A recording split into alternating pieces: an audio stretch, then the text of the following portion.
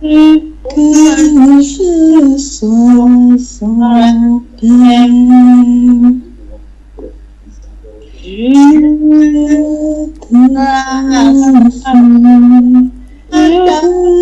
te fasse luisant mon chemin. Père tendre, viens me prendre à ta forte main. Toute puissance,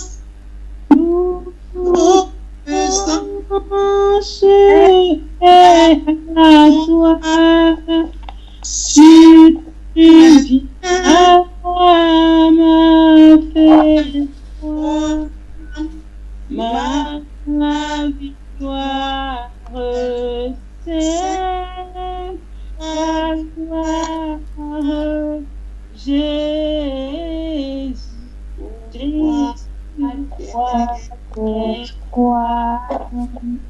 Alléluia. Amen.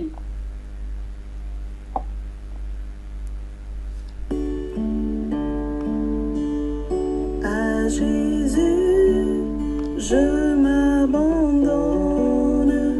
Ce qu'il me dit, je le crois. Et je prends ce qu'il me donne, la couronne avec la croix.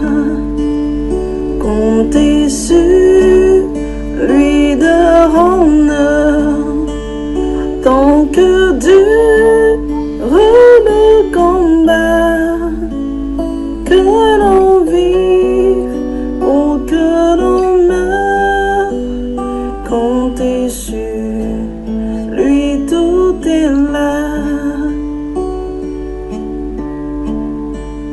Et si l'ennemi se montre, mon cœur n'est point troublé. Avec Christ à sa rencontre, je puis aller sans trembler. Comptez sur lui de honneur, tant que dure le combat, que l'on vive ou que l'on meure, comptez sur lui, tout est là.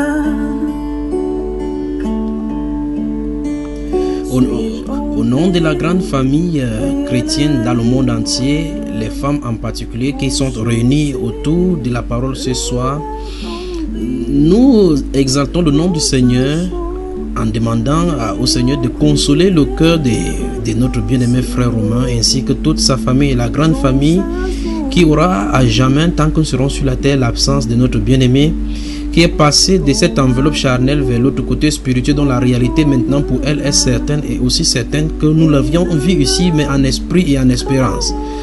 Quant à nous, nous resterons sur la terre tout en sachant que le Seigneur a donné la promesse de la rencontrer et de le rencontrer avec lui. Nous espérons c'est pour cela que nous devons compter sur lui chaque jour et d'heure en heure. Nous chantons avec la servante Doris du groupe WordPress, de son blog wordpress.com. Ce qui me dit, je le crois, et je prends ce qu'il me donne, la couronne avec la croix. Comptez sur lui de honneur, tant que dure le combat, que l'on vive ou que l'on meure, comptez sur lui, tout est là. Il y avait un homme malade, Lazare de Béthanie, village de Marie et de Marthe, sa sœur. C'était cette Marie qui oignait de parfum le Seigneur et qui lui essuya les pieds avec ses cheveux. Et c'était son frère Lazare qui était malade. Les sœurs envoyaient dire à Jésus, Seigneur, voici celui que tu aimes est malade.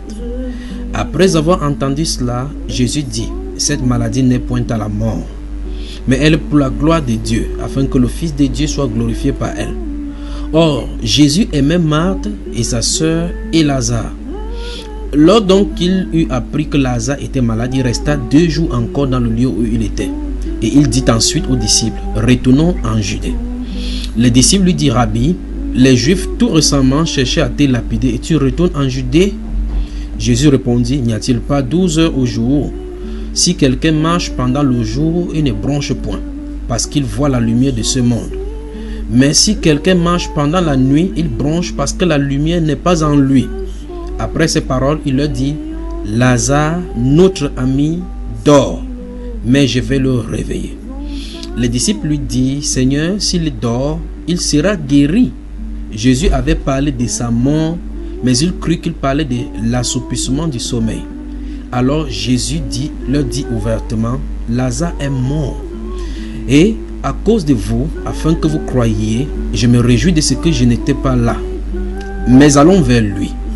Sur quoi Thomas, appelé Didyme, dit aux autres disciples, allons aussi afin de mourir avec lui. Jésus étant arrivé, trouva que Lazare était déjà depuis 4 jours dans le sépulcre. Et comme Béthanie était près de Jérusalem, à 15 stades environ, beaucoup de Juifs étaient venus vers Marthe et Marie pour les consoler de la mort de leur frère. Lorsque Marthe apprit que Jésus arrivait, elle alla au-devant de lui, tandis que Marie se tenait assise à la maison. Marthe dit à Jésus, Seigneur, si tu eusses été ici, mon frère ne serait pas mort. Mais maintenant même, je sais que tout ce que tu demanderas à Dieu, Dieu te l'accordera. Jésus lui dit, ton frère ressuscitera. Je sais, lui répondit Marthe, qu'il ressuscitera à la résurrection au dernier jour. Jésus lui dit, je suis la résurrection et la vie. Celui qui croit en moi vivra, quand même il sera mort. Verset 25 du chapitre 11 de Jean, Jésus lui dit, je suis la résurrection et la vie. Celui qui croit en moi vivra, quand même il serait mort. Jean chapitre 11 verset 25 encore, Jésus lui dit, je suis la résurrection et la vie. Celui qui croit en moi vivra, quand même il serait mort. Et quiconque, verset 26, et quiconque vit et croit en moi ne mourra jamais. Crois-tu cela? Elle lui dit, oui, Seigneur, je crois que tu es le Christ, le Fils de Dieu, qui devait venir dans le monde. Ayant ainsi parlé, elle s'en alla. Puis elle appela secrètement Marie, à sa sœur, et lui dit, le maître est ici, et il te demande. Dès que Marie eut entendu, elle se leva promptement et alla vers lui. Car Jésus n'était pas encore entré dans le village, mais il était dans le lieu où Marthe l'avait rencontré. Les Juifs qui étaient avec Marie dans la maison et qui la consolaient, l'ayant vue se lever promptement et sortir, la suivit, disant, elle va au sépulcre pour y pleurer. Lorsque Marie fut arrivée là où était Jésus et qu'elle le vit, elle tomba à ses pieds et lui dit, Seigneur, si tu eusses été ici, mon frère ne serait pas mort. Jésus, la voyant pleurer, elle et les Juifs qui étaient venus avec elle, frémit en son esprit et fut tout ému. Et il dit, où l'avez-vous mis? Seigneur, lui répondit-il, viens et vois. Jésus pleura. Verset 35 du chapitre 11 de Jean. Jésus pleura. Verset 35 du chapitre 11 de Jean. Jésus pleura. Sur quoi les Juifs dirent, ah, voyez comme il l'aimait. Et quelques-uns d'entre eux dirent, lui qui a ouvert les yeux de l'aveugle, ne pouvait-il pas aussi faire que cet homme ne mourût point? Jésus, frémissant de nouveau en lui-même, se rendit au sépulcre. C'était une grotte et une pierre était placée devant. Jésus dit, ôtez la pierre. Marthe, la sœur du mort, lui dit, Seigneur, il sent déjà. car il y a 4 jours qu'il est là. Jésus lui dit, ne t'ai-je pas dit que si tu crois, tu verras la gloire de Dieu? Ils ôtèrent donc la pierre, et Jésus, levant les yeux en haut, et dit, Père, je te rends grâce de ce que tu m'as exaucé. Pour moi, je savais que tu m'exauces toujours, mais j'ai parlé à cause de la foule qui m'entoure, afin qu'ils croient que c'est toi qui m'as envoyé. Ayant dit cela, il cria d'une voix forte, Lazare, sors! Et le mot sortit, les pieds et les mains liés de bandes, et le visage enveloppé d'un linge.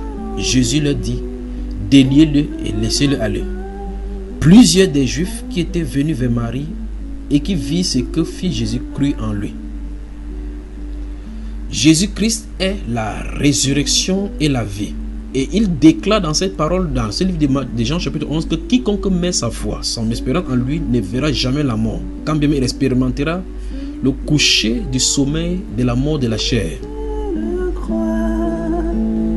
Et je prends ce qu'il me donne, la couronne avec la croix, comptez sur lui de honneur, tant que dure le combat, que l'on vive ou que l'on meure, comptez sur lui, tout est là. Et si l'ennemi se montre, mon cœur non n'est point troublé. Avec Christ à sa rencontre, je puis aller sans trembler. Puis je vis un nouveau ciel et une nouvelle terre, car le premier ciel et la première terre avaient disparu et la mer n'était plus. Et je vis descendre du ciel d'auprès de Dieu la ville sainte, la nouvelle Jérusalem, préparée comme une épouse qui s'est parée pour son époux. Et j'entendis du trône une voix forte qui disait, voici le tabernacle de Dieu avec les hommes. Il habitera avec eux et ils seront son peuple et Dieu lui-même sera avec eux. Il essuiera toute larme de leurs yeux et la mort ne sera plus et il n'y aura plus ni deuil, ni cri, ni douleur, car les premières choses ont disparu. Et celui qui était assis sur le trône dit, voici je fais toutes choses nouvelles. Et il dit, écris, car ces paroles sont certaines et véritables. Et il me dit, c'est fait. Je suis l'alpha et l'oméga, le commencement et la fin. À celui qui a soif, je donnerai de la source de l'eau de la vie gratuitement. Celui qui vaincra héritera ces choses. Je serai son Dieu et il sera mon fils. Mais pour les lâches, les incrédules, les abominables, les meurtriers, les impudiques, les enchanteurs, les idolâtres et tous les menteurs, leur part sera dans les temps ardents de feu et de soufre, ce qui est la seconde mort. Puis un des 7 anges qui tenait les 7 coupes remplies de 7 derniers fléaux vint, et il m'adressa la parole en disant, viens, je te montrerai l'épouse, la femme de l'agneau. Et il me transporta en esprit sur une grande et haute montagne. Et il me montra la ville sainte, Jérusalem, qui descendait du ciel d'auprès de Dieu, ayant la gloire de Dieu. Son éclat était semblable à celui d'une pierre très précieuse, d'une pierre de jaspe transparent comme du cristal. Elle avait une grande et haute muraille. Elle avait 12 portes, et sur les 12 portes, 12 anges, et les noms écrits et des noms écrits, ceux des 12 tribus des fils d'Israël. À l'Orient, 3 portes, au nord 3 portes, au midi 3 portes, et à l'Occident 3 portes. La muraille de la ville avait 12 fondements, et sur eux, les 12 noms des 12 apôtres de l'agneau. Celui qui me parlait avait pour mesure un roseau d'or afin de mesurer la ville, ses portes et sa muraille. La ville avec la forme d'un carré et sa longueur était égale à sa largeur. Il mesura la ville avec le roseau et trouva 12 000 stades. La longueur, la largeur et la hauteur en étaient égales. Il mesura la ville et trouva 144 coudées, mesure d'homme qui était celle de l'ange. La muraille était construite en jaspe et la ville était d'or pur, semblable à du verre pur. Les fondements de la muraille de la ville étaient ornés de pierres précieuses de toute espèce. Le premier fondement était de jaspe, le second de saphir, le troisième de chalcédoine, le quatrième d'émeraude, le cinquième de sardonis, le sixième de sardoine, le septième de chrysolite, le huitième de béryl, le neuvième de topaze, le dixième de chrysoprase, le onzième de diacinthe, le douzième d'améthyste. Les 12 portes étaient 12 perles, chaque porte était d'une seule perle. La place de la ville était d'or pur comme du verre transparent. Je ne vis point de temple dans la ville, car le Seigneur Dieu Tout-Puissant est son temple, ainsi que l'agneau. La ville n'a besoin ni du soleil, ni de la lune pour l'éclairer, car la gloire de Dieu l'éclaire et l'agneau est son flambeau. Les nations marcheront à sa lumière et les rois de la terre y apporteront leur gloire. Ses portes ne se fermeront point le jour, car il n'y aura point de nuit. On y apportera la gloire et l'honneur des nations. Il n'entrera chez elle rien de souillé, ni personne qui se livre à l'abomination et au mensonge. Il n'entrera que ceux qui sont écrits dans le livre de vie de l'agneau. Apocalypse chapitre 21. Lui tout est là. Suis-je en paix vers la lumière? Mon chant s'élève attendri pour ce chant. Une fois de plus, au nom de la grande famille des chrétiens dans le monde entier, pour ceux donc qui ressentent ce que les autres ressentent, et principalement la réunion des saintes femmes ce soir, ce lundi spécialement, nous nous tournons vers le Seigneur pour prier afin qu'il apaise le cœur des bien-aimés qui sont proches à Bafoussam auprès de notre bien-aimé frère Romain qui a laissé sa femme aller de l'autre côté du Seigneur et nous dévancer dans la gloire. Nous prions donc que le Seigneur le console et lui donne de trouver grâce au devant de lui pour vivre dans l'attente également du Seigneur pour passer dans l'autre rideau du temps. Comptez sur lui de honneur tant que dure le combat, que l'on vive ou que l'on meure. Comptez sur lui, tout est là. Comptez sur lui de honneur tant que dure. Nous ne voulons pas, frères, que vous soyez dans l'ignorance au sujet de ceux qui dorment, afin que vous ne vous affligez pas comme les autres qui n'ont point d'espérance.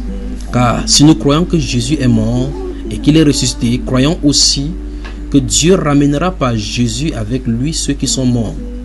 Voici, en effet, ce que nous vous déclarons d'après la parole du Seigneur. Nous les vivants, restés pour l'avènement du Seigneur, nous ne devancerons pas ceux qui sont morts. Car le Seigneur lui-même a un signal donné. À la voix d'un archange et au son de la trompette de Dieu, descendra du ciel et les morts en Christ ressusciteront premièrement. Ensuite, nous les vivants qui serons restés, nous serons tous ensemble enlevés avec eux sur des nuées à la rencontre du Seigneur dans les airs. Et ainsi nous serons toujours avec le Seigneur. Consolez-vous donc les uns les autres par ces paroles. Jésus-Christ est notre consolation. Absolument.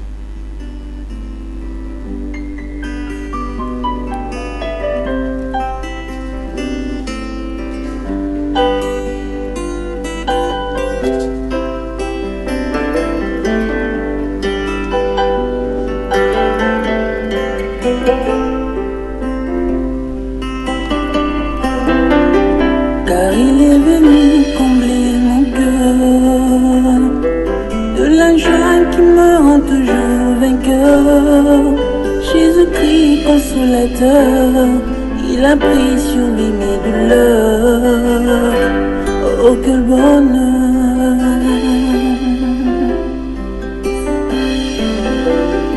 Et des sa voix douce, il me dit je t'aime. Viens décharger sur moi tes peines et laisse-moi te tenir la main, car je sais où je t'emmène. Je suis la main. Une bonne nouvelle pour tous les déçus. Il a mieux que tout ce qu'on a perdu, car il n'y a pas que tout ce qu'on a vu. Son trésor n'est pas dépourvu et il a tout prévu. Il remet l'espoir dans tous les cœurs brisés et promet la joie à tous les méprisés. Il éteint la rage de celui qui dévore, fait passer l'orage et refait le décor. Jésus le réconfort de tous les rejetés, la gloire de racheter.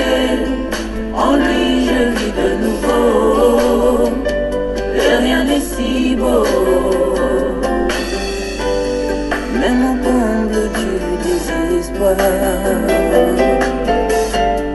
Jésus peut changer ton histoire. Oh, il viendra essuyer les larmes de tes yeux. Oh, arroser ton âme de la rosée des cieux.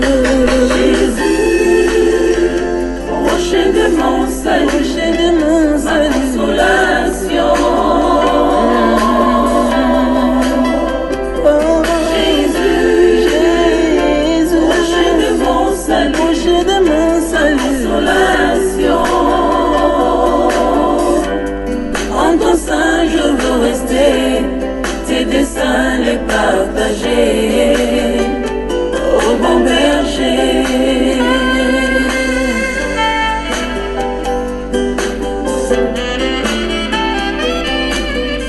La sœur Jackie, bonsoir et bienvenue dans la femme dans la sainteté.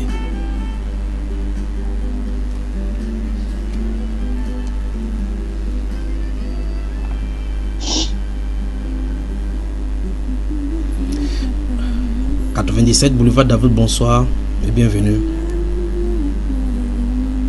Bonsoir Père Julien, bonsoir à toutes. La sœur Suzy Mafogo de Bafoussam, bonsoir. Bonsoir bien-aimé. Bonsoir à toute la famille. Tu t'es rendu au lieu du deuil?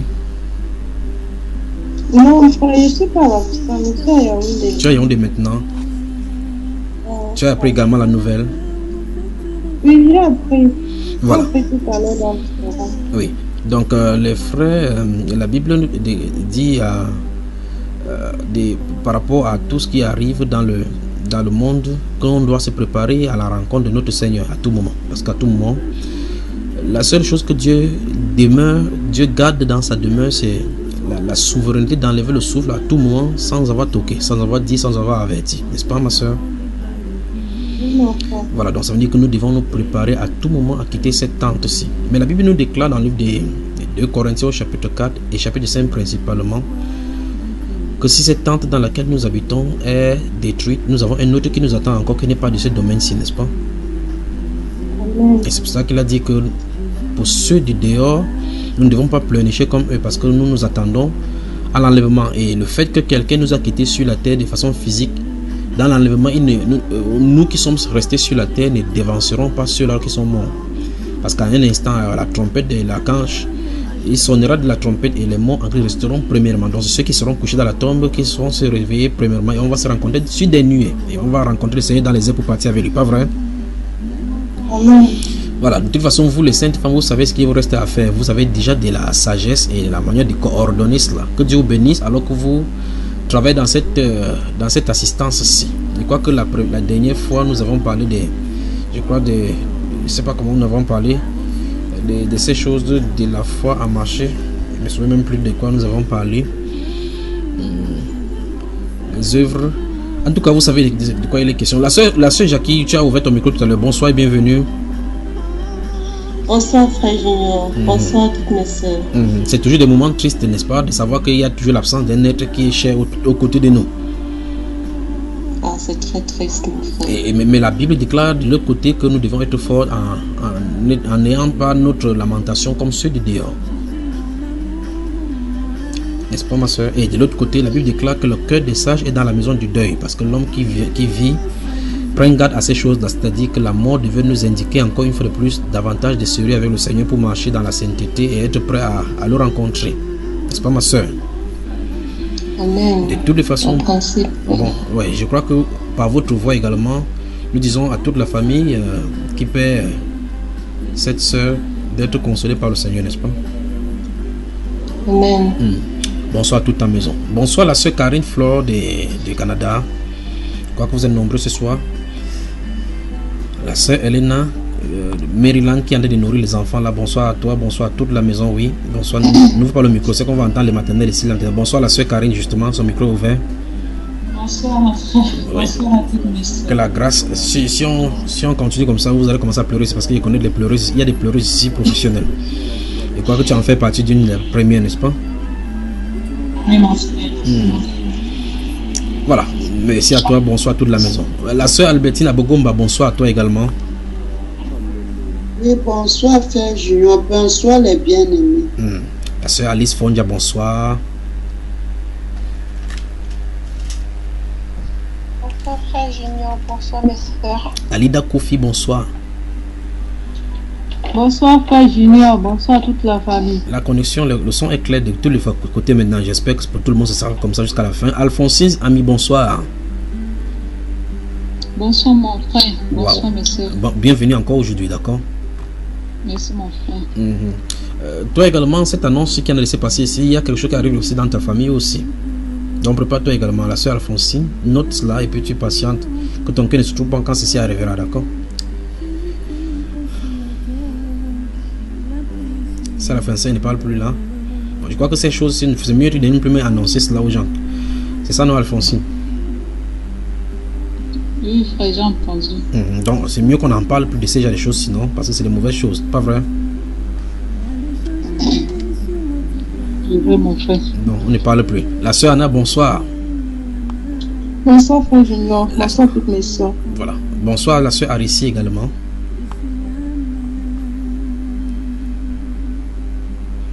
La sœur Assetou. Bonsoir frère Junior. Voilà. Bonsoir famille. Bonsoir, bienvenue. La sœur Assetou Aïdara, bonsoir.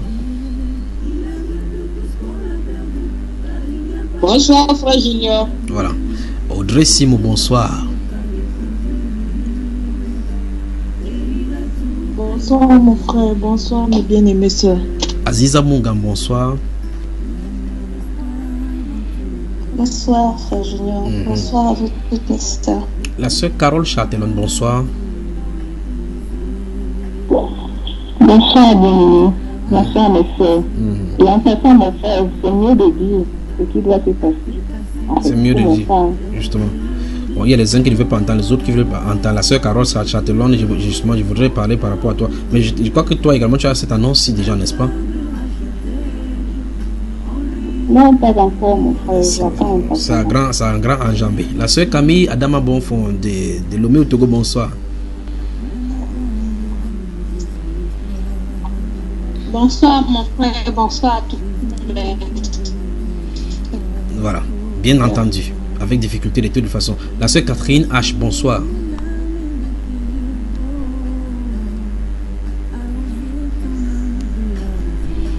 La sœur Cathy Safak, bonsoir. Bonsoir, frère Junior. Bonsoir à toutes les sœurs. Oui, avec un retard tôt. La sœur, Oui, attends de mettre le micro. Oui, le micro. Ouais. La sœur Cathy Safak, bonsoir. Bonsoir frère. Ça va, tu es en joie? Bonsoir frère Junior. Bonsoir frère Junior. Bonsoir frère. Oui, est-ce que tu es en joie?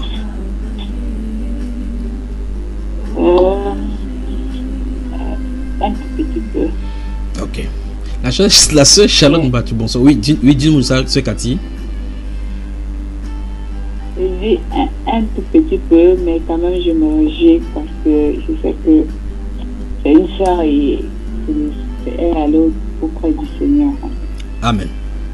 Tu diras cela à toute la famille, d'accord? La sœur Charlotte Mbachou, bonsoir.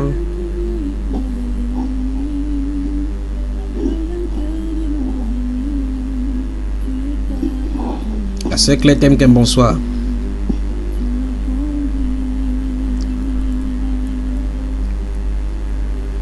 Bonsoir mon bien-aimé, bonsoir la famille. La sœur de la Roche, bonsoir. Bonsoir, mon bien-aimé frère. Bonsoir, mes soeurs. Merci beaucoup. Elsa Blagué, bonsoir. Shalom la famille. Toujours dans le cockpit. Non. Mais parce que ton son donne toujours comme si c'était dans le cockpit. C'est comme ça qu'on entend les voix dans le cockpit. Non, la sœur Hélène de France, bonsoir. Bonsoir frère Junior. Bonsoir mes bien-aimés. Merci. Merci. De rue Bougainville, bonsoir.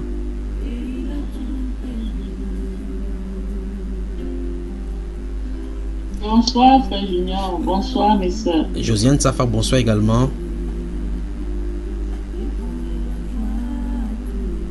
Bonsoir mon frère. Bonsoir à tous les bien-aimés. JBF, la sœur Juliette Béatrice Bifaha, bonsoir. Bonsoir mon bien-aimé. Bonsoir à toute la famille. Laetitia Membo, bonsoir. Bonsoir frère Junior. Bonsoir à toutes mes soeurs. Du côté de Bordeaux, bonsoir.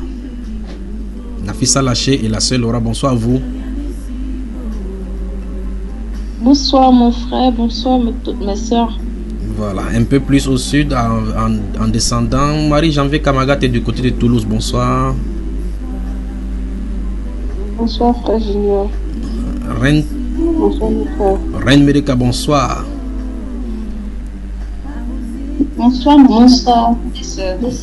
Bonsoir à toutes les merveilles de ce soir, merveilles de plateau et merveilles de chat. Bonsoir à vous.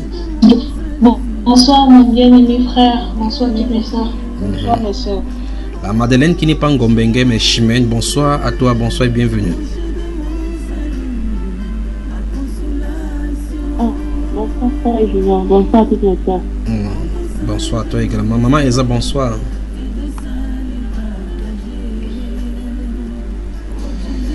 La sœur Odile Sané, bonsoir.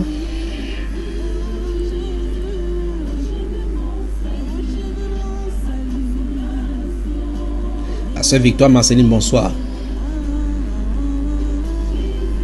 Bonsoir frère Junior. Bonsoir toutes mes soeurs. Sandrine Noudou, bonsoir.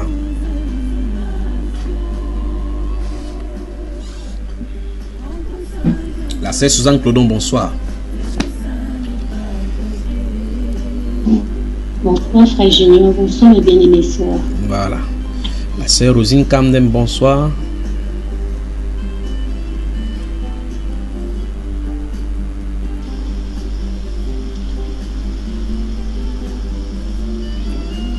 La sœur Risienne, bonsoir. Bonsoir frère Junior. Bonsoir mes soeurs. Bonsoir frère Junior. Bonsoir à toutes mes soeurs. Ouais. Toi également, tu es dans le cockpit. Marie-Josée, bonsoir. Bonsoir mon bien-aimé frère. Que le Seigneur te bénisse. Shalom à toute la famille. Amen. La sœur Reine, bonsoir. La sœur Reine Pauline, bonsoir. Bonsoir mon frère. Bonsoir mes soeurs. Bonsoir. Du côté de l'extrême nord-ouest, bonsoir la sœur Paul Gertrude de la Bretagne.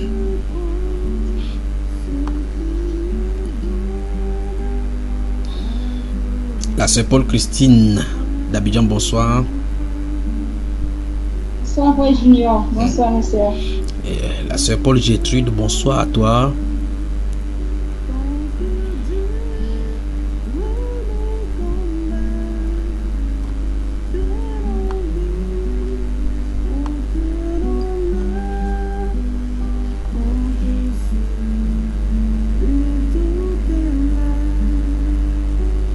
Paul Gertrude n'est pas connecté, c'est ça? Bonsoir frère Junior. Bonsoir mes bien-aimés sœurs. C'est la sœur Natoucha. Natoucha, je t'ai pas vu ici connecté. Tu viens d'arriver? Non, je suis avec la sœur Hélène. On est connectés sur le même poste. Voilà. Donc à vous tous qui êtes connectés sur le même poste, bonsoir à vous. Tous ceux qui sont en binôme ou bien en bifemme, bonsoir à vous, vous tout à l'heure. Bonsoir frère, il y a également la sœur Ophélie, mais elle est un peu occupée et elle a dit que si tu as besoin d'elle, je vais l'appeler. Elle est disponible. Qu'elle prépare bien ses cours, elle se calme, elle prépare bien ses combes. C'est ce qu'elle a de préparer, d'accord? D'accord. Et puis, c'est qu'elle a reçu, peut se soumettre jusqu'à ce qu'elle puisse délivrer cela dans une autre séance, d'accord? Mais qu'elle se concentre sur ce qu'elle a fait. D'accord, frère, je lui dis. Amen. Que le Seigneur vous bénisse, que le Seigneur vous bénisse. On peut commencer maintenant.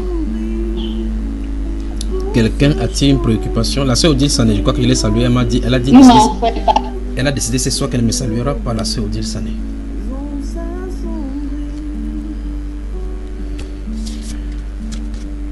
Quelqu'un... Elle m'a salué avec sur le groupe. Elle a dit que sa connexion n'est pas bonne, mais elle a répondu à des salutations sur le forum. Oui, que c'est pas évident pour moi de consulter le document que j'ai écrit sur vous et puis en même temps consulter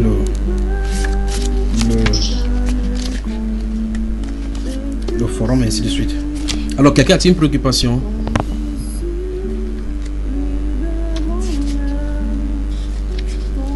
Oui, j'ai une petite préoccupation. Oui. Il s'est passé. J'ai une question à poser.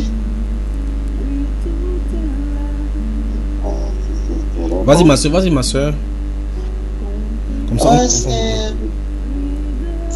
Je vais d'abord lire. C'est dans le livre de Jérémie chapitre 18, le 2 et jusqu'à 6. Alors j'ai essayé de faire ceci. Je vais d'abord vous expliquer comment je fais pour que vous m'amenez dans les éclaircissements pour que je sache vraiment bien ce qu'il en est. Bon, quand j'ai lu Jérémie chapitre 18, le verset 2 jusqu'à 6, et j'ai composé ceci: l'argile est le potier, nous sommes les vases. J'ai mis entre parenthèses, l'argile c'est la terre et le potier c'est l'Éternel. Je ne sais pas si c'est les erreurs, tu vas me éclaircir dans ça. Et je suis allé maintenant, pour mieux comprendre ça, quand je lisais comme ça, je suis allé dans Genèse. Bon, ma compréhension était sur l'argile et la terre. Voilà ma compréhension. Et automatiquement, je me suis référé dans Genèse. Genèse chapitre 1, le verset 26 à 27. Mais pour mieux le comprendre, Genèse chapitre 2, verset 7.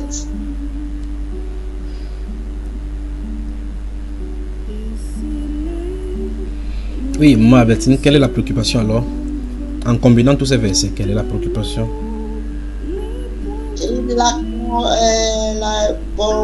C'est pour que vous m'éclaircissiez mieux si j'ai bien compris. Tu as très bien compris et tu as combiné ça vraiment comme un enseignant. Ok, merci, que la gloire revienne à eux. Oui, il faut ajouter à cela le livre de 2 Timothée chapitre 2 verset 20, d'accord? Le livre de 2 Timothée chapitre 2 verset 20 et le livre de Romains au chapitre 9 verset 17 à 20 également. Alors, tu m'amènes vite et je suis en train d'écrire le livre 2 Timothée chapitre 20. Elle a main. Verset combien? Oui, la main n'écrit pas vite. Si le chapitre est déjà au chapitre 20 dans le livre de Timothée, on ne pourra pas trouver le verset déjà comme ça. Oh. Donc, tu as dit quoi c'est? Tu m'as donné 2 chapitres, non? 2 Timothée chapitre 2, le verset 20. Verset 21. Et le livre de Romains au chapitre 9, verset 17 à 20 également. Donc, il faut pour compléter dans ce que tu as comme étude. Si vous le trouvez bon, j'aimerais qu'on parle un temps soit peu avant que je ne vous laisse. Parce que franchement, il faut qu'on trouve du temps. J'espère que la prochaine séance, que nous puissions travailler et qu'on puisse prier. J'aimerais prier pour vous principalement pour que vous rencontriez Dieu dans sa présence. Pour que tout ce qui essaie d'envelopper et amener la distraction, que le Seigneur puisse vous en éloigner et que vous puissiez, lorsque vous méditez la parole de Dieu, vous prenez la parole de Dieu, que tout votre environnement soit couvert par lui et qu'il se révèle à vous dans toutes ses dimensions, comme lui il le veut, si vous le trouvez bon. Mais au préalable, je souhaiterais que nous parlions de cette nécessité de la présence du Seigneur, de voir comment il en est et voir comment les gens en ont fait dans les Saintes Écritures, afin d'essayer de balayer pour notre temps ces moments-ci. Parce qu'on va continuer le travail. Il faut qu'on continue le travail, c'est sans répit.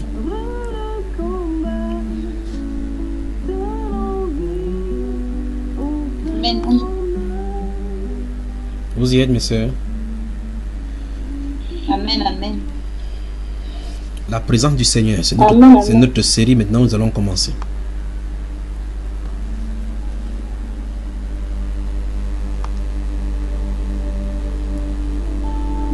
Il règne de toute éternité.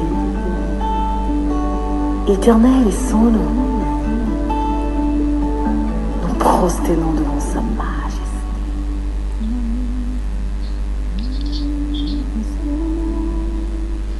Vous avez moi, mes soeurs? Est-ce que la sœur Edmi Douga du Sénégal se trouve connectée ce soir-ci?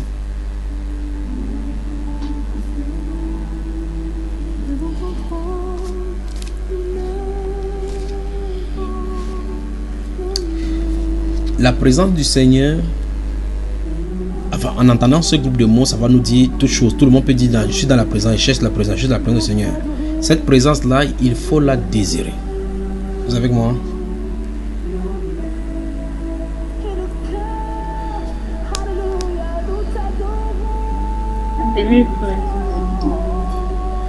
Il faut chercher sa présence. Il faut la chercher. Il faut la désirer. Il faut la chercher. Gardez-vous à l'esprit cela. Il faut la chercher. Il faut la désirer. Il faut s'y atteler. Il faut y persévérer. Il faut ôter tout ce qui peut être un obstacle pour avoir cette présence. C'est la première des choses qu'il faut qu'on comprenne là-bas. Pour sa présence. Pour être dans sa présence. Pour avoir sa présence. Il faut la désirer. Il faut la chercher. Il faut s'y atteler. Il faut y persévérer dans cette recherche, dans cette voie, dans ces désirs. Puis ôter tout obstacle et toute chose qui puisse empêcher cette présence. Recevez la salutation particulière de la sœur Grâce qui me cherche de vous faire un coucou. Elle dit qu'elle vous aime et qu'elle est de tout cœur avec vous ce soir en participant à tout ce qui se passe dans tous les coins du monde, y compris à Bafoussam pour notre soeur qui a voyagé dans l'autre côté. Shalom, sœur Grâce. Oui, elle vous entend, elle dit seulement que ça ne lui est pas permis de parler. Elle sait que ça ne lui est pas permis de parler. Elle vous suit. Donc vous lui parlez, elle est tenue là. C'est la sœur Suzy, sois bénie. Nous aussi nous t'aimons. Elle sourit et vous fait un bisou comme ça, comme vous voyez là. Voilà. Alors, retournons donc. Bien voulu la voir. Vous la voyez comment? Vous allez la voir. Ah, ça va y aller. Alors donc, retournons dans la présence du Seigneur. Dans la présence du Seigneur. Shalom. Ouais, ça va. Que la paix du Seigneur soit avec toi. Amen.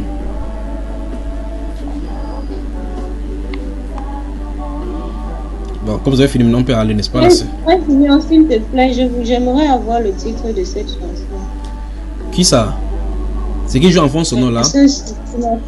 Ok, donc le titre de la chanson c'est Nous t'adorons Seigneur de nos vies. C'est de Constant Ama, notre bien-aimée soeur d'Abidjan en Côte d'Ivoire. Je crois bien là en Côte d'Ivoire. D'accord? Constant Ama dans Nous t'adorons Seigneur de nos vies. Que le Seigneur vous bénisse. Et souvenez-vous, si vous désirez n'importe quelle chanson, vous ne pouvez pas la voir. Trouvez tout simplement l'enseignement dans lequel ça se trouve. Je vais vous l'envoyer si vous ne pouvez pas trouver, d'accord? Et pour encourager les soeurs et les frères qui ont chanté cela, allez généralement sur le Google Play Store et faites l'achat là-bas à quelques euros seulement pour pouvoir les encourager. C'est leur œuvre de vie, ils chantent là-bas pour y vivre. Voilà. Que Dieu vous bénisse, que Dieu vous bénisse, que Dieu vous bénisse. Alors, nous allons parler de la présence du Seigneur maintenant, pendant quelques instants, en attendant que nous allons développer cela dans notre enseignement. Donc, je vais entrer de façon brève là-dedans. C'est pas si vous m'entendez, je crois que je vois quelqu'un, je ne sais pas qui je vois sur votre vous me faites seulement signe comme ça pour que je sois sûr que vous allez m'entendre. Voilà, c'est bien, merci ma soeur. Donc, la présence du Seigneur, nous devrions la désirer. En tout cas, quand on va aller dans les Saintes Écritures, je ne sais pas où, si ma femme m'écoute, si elle peut me donner ma Bible dans l'autre côté là, dans la Bible, quand on va y entrer, vous allez découvrir effectivement que c'était une nécessité même pour le peuple.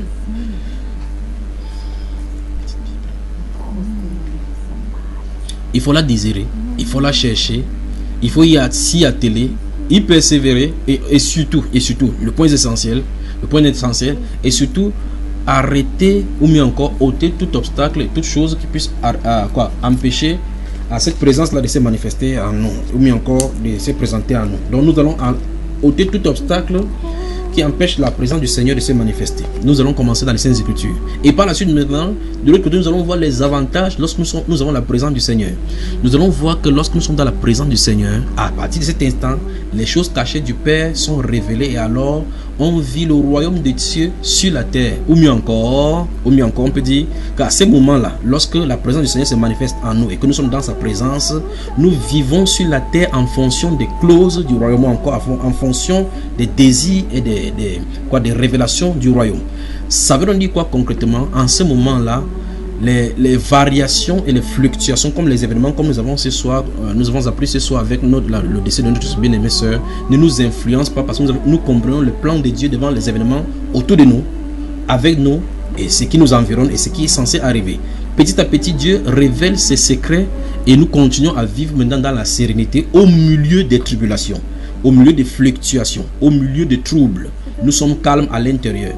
Quand le trouble, puisque nous sommes dans un système ouvert où le trouble de l'extérieur peut nous influencer à l'intérieur de nous, à partir de cet instant-là, nous sommes dans tout genre de variations. Mais maintenant, le Seigneur veut que s'il y a l'instabilité à l'extérieur, que cette instabilité à l'extérieur n'influence pas notre marche à l'intérieur et notre constance dans la foi.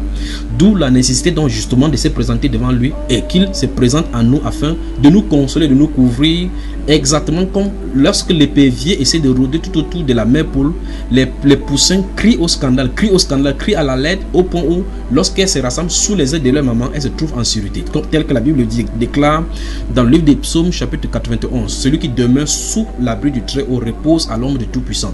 Donc on dit quand il demeure sous cet abri, sous l'abri du Très-Haut, il repose. À cet instant, il y a un repos.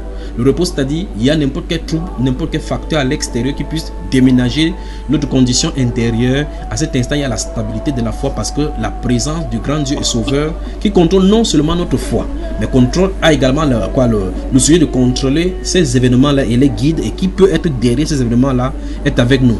De telle sorte que nous pouvons maintenant savoir qu'en réalité, nous sommes dans sa présence. Un exemple pratique de ce que je suis en train de décrire là maintenant se trouve, j'espère qu'il ne va pas vite là maintenant parce que ça commence à me prendre là, je me sens bizarre là. Vous m'entendez là mes soeurs? Ok, c'est bon. Donc, un exemple pratique de ce que je suis en train de dire là, c'est dans le livre des Actes des Apôtres. Si vous lisez le chapitre 26, 27 et 28 principalement, lorsque Paul l'apôtre sera arrêté, remarquez que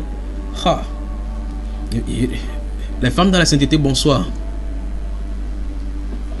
Vous remarquez, c'est vraiment les femmes dans la sainteté, malgré que vous n'avez pas votre jingle officiel ou votre jingle de la femme de générique de la femme dans la sainteté, parce que ça a la connotation de ce soir est un petit peu biaisée à cause de l'événement dont nous souffrons ce soir. Mais que ceci ne nous en empêche pas d'entrer dans sa présence. Vous remarquez que le Seigneur, dans la première partie de la Bible où j'ai lu dans le livre des Jean au chapitre 11, a dit lui-même que si quelqu'un est dans sa présence et croit en lui, dans cette présence-là, il ne mourra point, quel qu'en soit ce qui arrive sur la terre. Donc, point à trembler. Alors, je disais donc que s'il y a un exemple pratique à prendre dans ces cas-là, ce serait dans le livre des Actes des Apôtres, chapitre 26, 27 et 28, en lisant l'histoire qui s'y trouve, vous remarquez que Paul, l'apôtre, avait été arrêté selon le dessein de Dieu, parce que Dieu l'a prévenu déjà longtemps avant. Il est dans chaque ville, à partir du verset 20, à partir du chapitre 20, lorsqu'il va appeler les anciens de l'église d'Éphèse, il va le dire dans toutes les villes où il passe, le Saint-Esprit l'avertit que les liens et les tribulations l'attendent. Vous voyez, ce mot-ci, les liens et les tribulations t'attendent, mais je n'ai fait de ma vie aucun cas comme ils étaient si précieuses. Ça commence à montrer clairement que les événements qui vont lui arriver, le garçon ou bien encore l'apôtre est préparé d'avant. Il est déjà d'entrée préparé. Mais maintenant, s'il y entre sans se rendre compte que quelque chose arrive, quelque chose est censé lui arriver, à cet instant, il est surpris.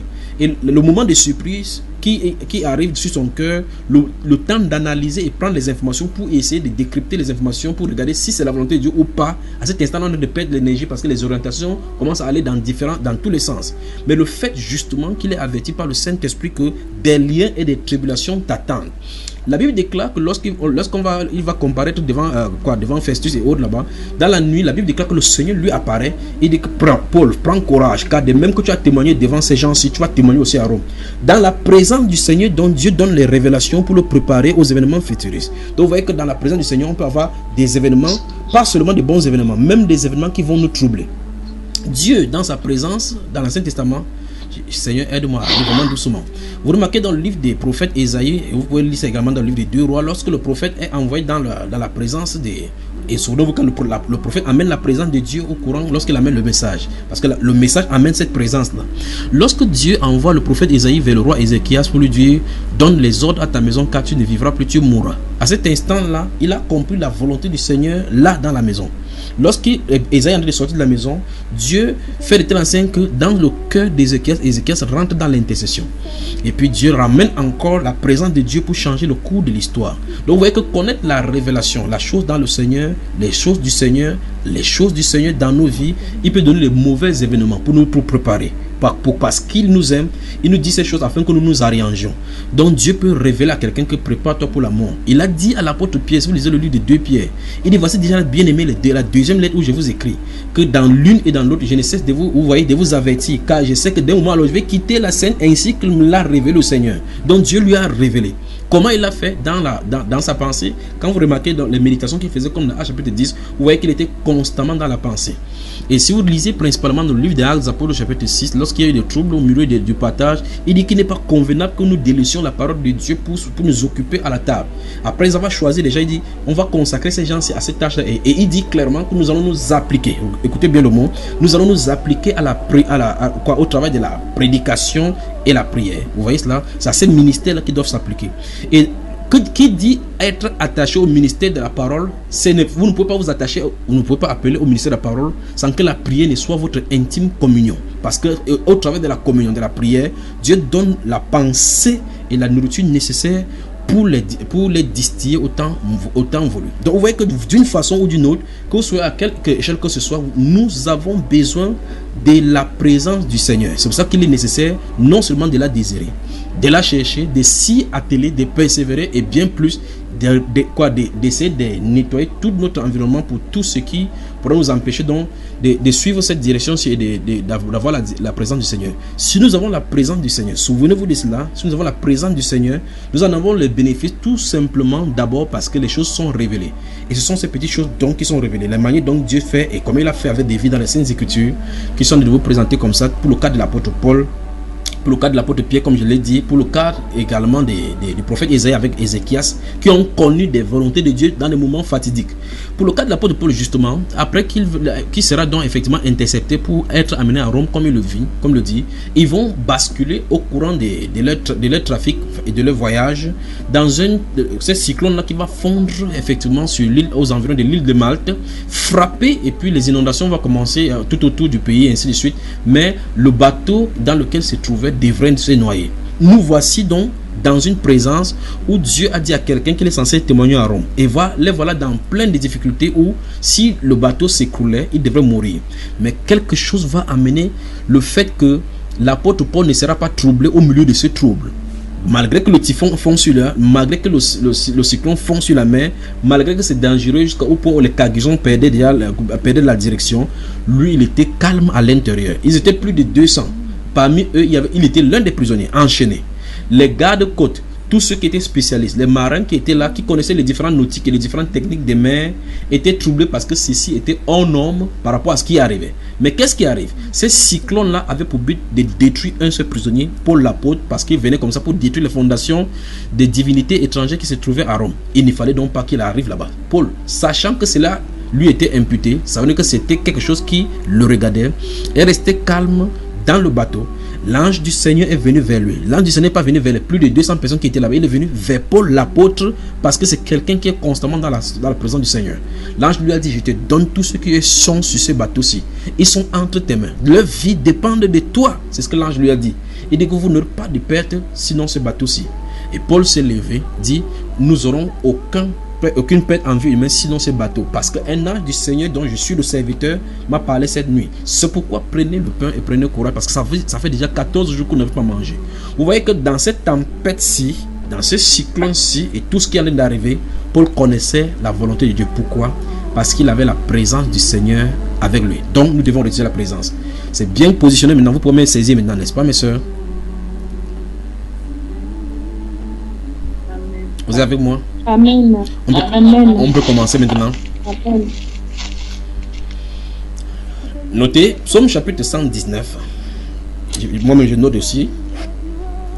Merci Père, que ta grâce repose sur tes enfants dans tout le monde entier, alors que ce moment où Dieu de gloire, tu as de réveiller ta présence dans le cœur pour te révéler par rapport à la suite du temps. Seigneur, notre génération n'a pas connu de grandes visitations telles que tu l'as prévu dans ton plan, mais nous sommes prêts à vivre ces moments glorieux que tu réserves pour les saints qui ont toujours lu ces choses comme je l'ai lu par rapport à Moïse et tous ceux là qui étaient en Égypte, de la façon dont tu as traité le pharaon avec l'Égypte sous Moïse. Alors que les Égyptiens, au Dieu de gloire, essayaient d'intenter de coups durs à ton peuple avec des railleries, des moqueries. Seigneur, tu as intervenu au travers de voiles, Père de gloire, pour détruire tous ce don-là. Et maintenant, Père, tu veux te montrer dans ce monde pour montrer également que tes serviteurs et tes enfants sont sur la terre et tu as toujours le regard sur eux, car tu dis dans ta parole que tes regards se promènent tout autour du monde, Père de gloire, pour préserver les justes qui se confient en toi.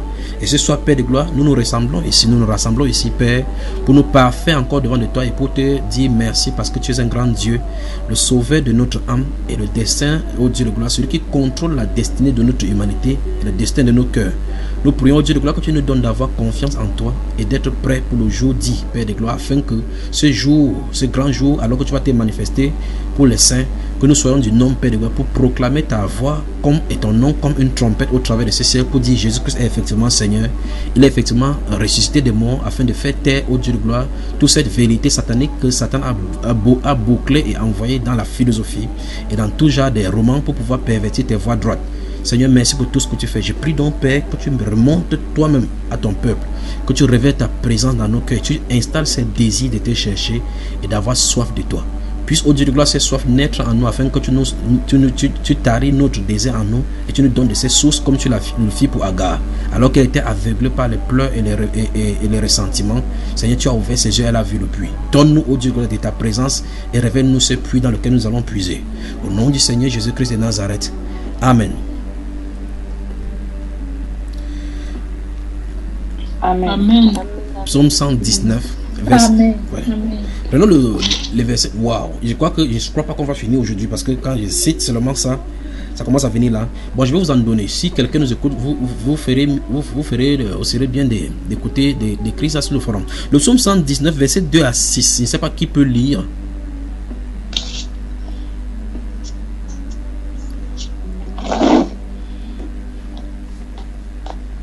Nous allons lire doucement, d'accord? Et là maintenant, souvenez-vous de ceci avant qu'on le lise. Pour la personne qui va lire, je veux que vous remarquez que la majorité, sinon la presque totalité, la quasi-totalité de ce que nous allons travailler, ça se trouve dans le psaume. Pourquoi? Parce qu'en réalité, les psaumes ont été donnés par le Saint-Esprit, enfin, tout comme tous les autres écritures. Mais la particularité, c'est que ces psaumes sont chantés par l'Esprit pour amener le cœur et la présence de l'Esprit de Dieu en l'homme et amener l'homme vers Dieu. Donc, ça dit que les psaumes sont des canaux par excellence pour amener la présence du Seigneur. Souvenez-vous de ce qu'il dit, chantez en célébrant le Seigneur de tout votre cœur, sous l'inspiration de sa grâce, en vous édifiant vous-même par des psaumes ainsi de suite, des cantiques. Au fur et à mesure, vous allez comprendre pourquoi. Remarquez que David, le prophète, David, le roi, si vous lisez le livre de 1 Samuel, au chapitre 16, lorsque le roi Saül avait des présences maléfiques en lui qui le tourmentaient, on appelait David pour qu'il vienne jouer le chalumeau, les harpes et autres. En jouant le harpe, alors qu'il jouait, il était dans cette présence-là. Le mauvais esprit qui a remarqué, il l'amenait au travers des harpes et de ce qui chantait par le Saint-Esprit. Il amenait la présence de Dieu, et la présence de Dieu délivrait Saül de cette oppression démoniaque qui était sur lui. Vous voyez cela? Et la Bible déclare qu'il se trouvait apaisé maintenant. La présence du Seigneur délivre. La présence du Seigneur apaise. Mais souvenez-vous, c'est des psaumes dont nous parlions. Psaume 119, verset 12, enfin, verset 2 à 6. On commence par là. Qui va lire? Donc, préparez-vous que beaucoup seront lus dans le psaume. Oui, ma soeur. Pour ceux qui gardent ses préceptes, oui, qui le cherchent de tout leur cœur, qui ne commettent point d'iniquité et qui marchent dans ses voies. Tu as prescrit tes ordonnances pour qu'on les observe avec soin. Puissent mes actions être bien réglées afin que je garde tes statuts. Alors je ne rougirai point à la vue de tous tes commandements. Amen. Amen. Le verset 2, une fois de plus, dit quoi? Heureux ceux qui gardent tes préceptes, Oui. qui le cherchent de tout leur cœur. De tout le cœur. Soulignez qu'il le cherche de tout le cœur. Donc, vous voyez, il va falloir chercher. Il va falloir le chercher. Non seulement le chercher, mais de tout son cœur. Continue jusqu'au 10, ma soeur. Je te louerai dans la droiture de mon cœur en apprenant les lois de ta justice. Je veux garder tes statuts. Ne m'abandonne pas entièrement. Comment le jeune homme rendra-t-il pur son sentier en se dirigeant d'après ta parole? Je te cherche de tout mon cœur. Ne me laisse pas égarer loin de tes commandements. Ce verset Amen. 10, Amen. Ce verset 10, avant d'arriver au verset 11, qui dit qu'il sait sa parole dans son cœur afin de ne pas pécher contre lui. Dans ce verset 10, il est fait mention directement du fait que l'éloignement, que la recherche de Dieu de tout son cœur est intimement liée avec la parole. Et l'éloignement de la parole est intimement lié avec le péché qui vient s'attacher dans le cœur. Donc vous ne pouvez pas laisser, le cœur ne peut pas aller neutre. Ça veut dire qu'il faut chercher Dieu en connivence ou mieux encore en relation avec sa parole. C'est ce que le verset 10 et le verset 11 nous révèlent. Donc deux fois dans ces courts passages du verset 2 au 10, nous voyons au verset 2, il est dit de tout son cœur. Au verset 10 également, il est dit de tout son cœur. Et c'est tout son cœur. Au verset 11, il dit je sais ta parole dans mon cœur. Donc il va falloir méditer et faire infiltrer la parole dans le cœur pour que le cœur puisse être gardé dans la parole, dans le voie du statut. Et amener ainsi la présence de notre Père. On peut continuer. Amen. Le 42, verset 3. Merci, ma soeur, pour la lecture. Merci. Si vous désirez lire que votre connexion est également bon, votre son est bon, vous venez. 42, verset 3. Enfin, 42, verset 3 ici. Que Dieu vous bénisse. Souvenez-vous, ça peut être décalé selon que on a commencé par le 1 ou bien le Ab de David. Donc, ça peut être décalé chez vous, soit en 4, soit en 2.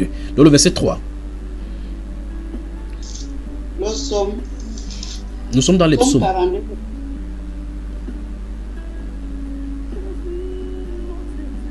42, verset 3. Oui.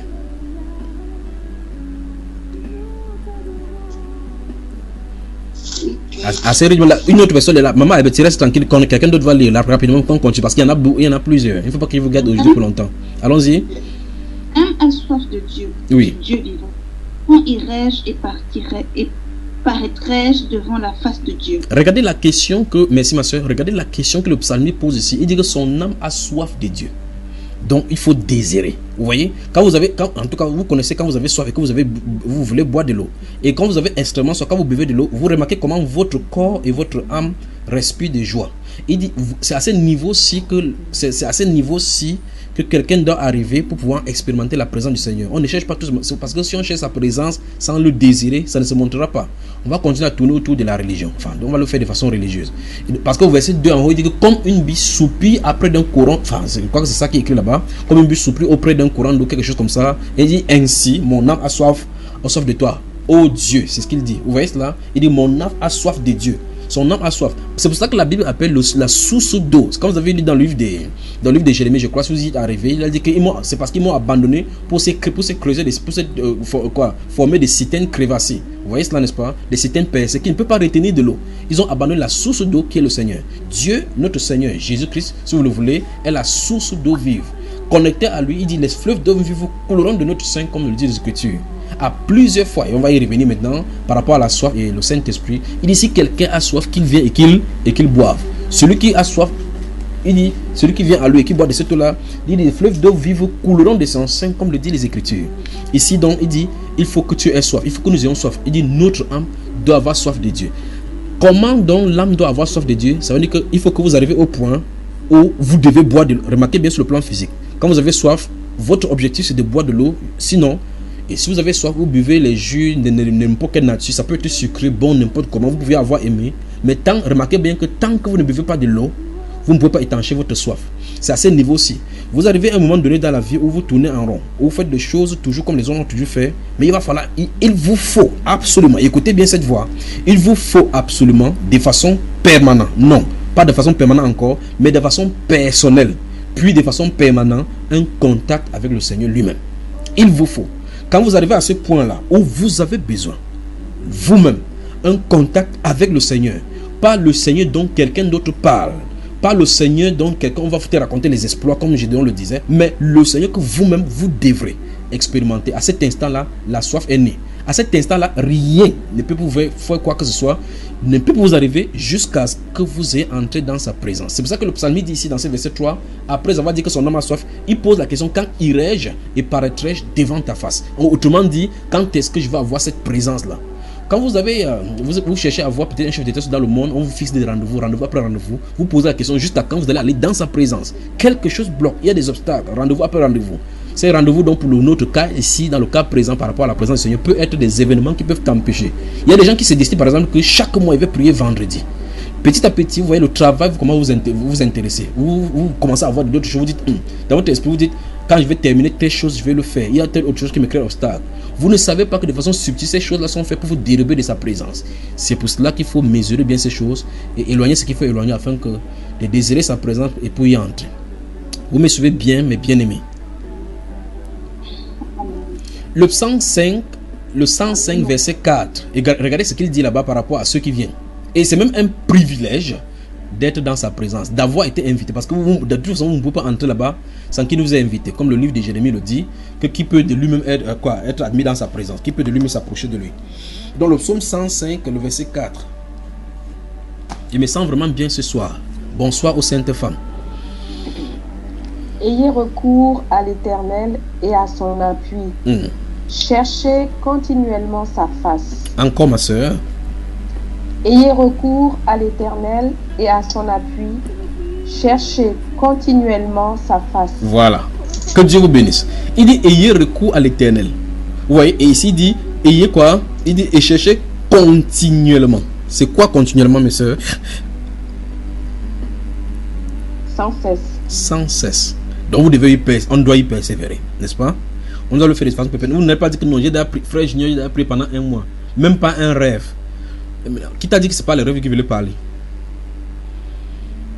Remarquez maintenant, regardez bien un autre exemple clair dans les Saintes Écritures. Vous connaissez l'histoire de Corneille. Regardez cet homme, la façon dont le Saint-Esprit le présente. Quand vous y méditez, vous voyez effectivement qu'il faut faire attention non seulement de ta maison, de ce qui s'y passe, de tes actions et de chaque façon dont tu agis envers les gens. Dans le livre des Actes des Apôtres, justement, au chapitre 10, si vous remarquez dans la façon que le Saint-Esprit amène cela, regardez comment les protagonistes sont placés. La Bible déclare que l'apôtre Pierre, l'apôtre, était à Joppé et il était en train de déjeuner de l'autre côté là-bas. Vous voyez cela? Quand il était en train de déjeuner, le Seigneur, Paul, si c'était de façon humaine, Pierre n'avait aucune connaissance qu'il existait quelqu'un qu'on appelait Corneille. Mais l'agenda du ciel le connaît. Tout le ciel le connaît. Dieu a un plan avec lui et pour lui. Mais remarquez encore cela, dans le livre des Actes des Apôtres, dans le chapitre 10, à partir du verset 1, vous lisez, il est dit, il y avait à Césarée un homme nommé Corneille, centenier dans la cohorte dite italienne. Voici la façon dont on le décrit, à partir du verset 2. On dit, cet homme était pieux, et craignait Dieu, avec toute sa maison. 3, on dit qu'il faisait beaucoup de monde au peuple et priait Dieu continuellement. Maintenant, on dit qu'il priait Dieu continuellement. Ça veut dire que lundi il prie, peut-être mardi il prie continuellement. Ça veut dire qu'il priait. Mais vous savez très bien avec moi que cet homme, si la première fois qu'il a commencé à prier, n'a pas entendu des voix. Peut-être n'a-t-il pas eu des songes. Mais ça ne l'a pas empêché de continuer dans sa façon de vivre, de craindre Dieu et de le servir. C'est ce qu'on doit remarquer d'abord. Il suivait Dieu, pas pour les choses que Dieu lui donnait. Il suivait Dieu par amour pour lui. Son cœur l'entraînait seulement dans l'amour du Seigneur pour manifester sa gloire. Il ne comptait pas que Dieu puisse lui répondre par les anges. Il n'a pas imposé à Dieu de lui répondre par les anges. Mais la Bible déclare, verset 3, que vers la 9e heure du jour, il vit clairement, dans une vision, un ange de Dieu qui entra chez lui et qui lui dit, Corneille. Le ciel le connaît. Le ciel connaît sa maison. On connaît ses heures de prière. C'est pour cela qu'il ne faut pas blaguer avec ces choses. C'est quand vous les avez statuées avec vous, la relation avec le Seigneur. On doit chercher continuellement sa face. On doit y persévérer et on doit surtout désirer. Il faut d'abord désirer. Le verset 4 dit, les regards fixés sur lui et saisis d'effroi, il répondit, qu'est-ce, Seigneur? Il dit, qu'est-ce que je suis en train de voir là? Quand ces choses arrivent, vous avez comme impression que vous êtes en train de rêver. Et l'ange lui dit, tes prières. Vous avez remarqué dans ce livre des Actes des Apôtres chapitre 10, donc justement le verset 4, il est dit, quand l'ange dit, il dit tes prières. Il n'a pas dit ta prière, il a dit tes prières. Et tes aumônes sont montées devant Dieu et il s'en est souvenu. Voilà des paroles révélatrices dans les Saintes Écritures pour nous montrer qu'on doit toujours prier sans se relâcher, comme le Seigneur avait dit à ses disciples. Première prière, Dieu ne répond pas. Deuxième prière, on ne se décourage pas en disant que non frère, j'ai déjà prié comme tu dis. Souvenez-vous que ce n'est pas vous qui répondez à la prière. Nous avons pour exigence dans les Saintes Écritures à prier, à continuer à prier, à demander, à toquer, à continuer à toquer jusqu'à ce qu'on ouvre. Enfin, je crois qu'il y a un enseignement là-bas sur Bambaïba intitulé la prière fervente des justes. C'est en deux parties, bien sûr, je me souviens très bien. Alors donc, remarquez très attentivement que celui-ci principalement, nous parlons de la présence du Seigneur. Remarquez que dans la prière, dans son lieu de prière, dans son lieu de secret de prière, où il avait sa rencontre personnelle avec Dieu, où il parlait, souvenez-vous, Dieu n'est pas physique pour qu'il lui parle. Mais la Bible déclare qu'il priait chaque fois. Il priait continuellement Dieu, faisait les aumônes, il craignait Dieu, un Dieu qui ne voit pas. Quelqu'un qui peut-être entendait. Et souvenez-vous encore, le plus grave, c'est que ce n'était même pas un juif, pour qu'on dise que c'est un peuple qui a eu à être enseigné profondément de la loi de Moïse. Donc la crainte était sur son cœur, il était pieux, faisait les aumônes au peuple, il craignait Dieu, il priait Dieu continuellement. Donc qu'est-ce que je veux dire mes soeurs, qu'est-ce que je veux dire à vous qui m'écoutez maintenant? Ça veut dire quand vous avez consacré vos moments de travail avec le Seigneur, persévérez-y parce que vous ne savez pas quand le ciel va se souvenir de vous. C'est l'histoire dont il est question. Vous me suivez, n'est-ce pas? Persévérez-y.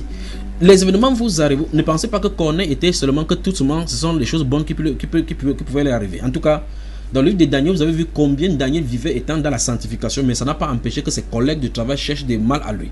Cherchent à lui faire du mal. Donc que ce soit dans le lieu de service, ne pensez pas que comme vous travaillez pour Dieu, vous servez Dieu, vous avez décidé de marcher dans la sanctification, que tout va aller aux roses.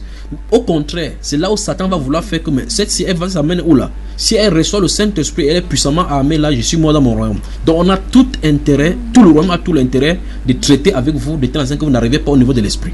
Parce que Satan sait qu'en maintenant les gens dans le domaine de la chair, vous ne pouvez pas voir de l'autre côté comment il a d'agir. Mais pourtant, si vous êtes dans le secret du Seigneur, il vous montrera les plans de Satan, ce que le Satan a été présenté contre son peuple. Il vous montrera les plans que Dieu a de préparer pour son peuple. Il vous montrera les tactiques de l'ennemi, comment combattre, des révélations concernant les vies que Satan veut prendre, ainsi de suite, ainsi de suite. Donc la présence du Seigneur est absolument une nécessité également pour l'Église.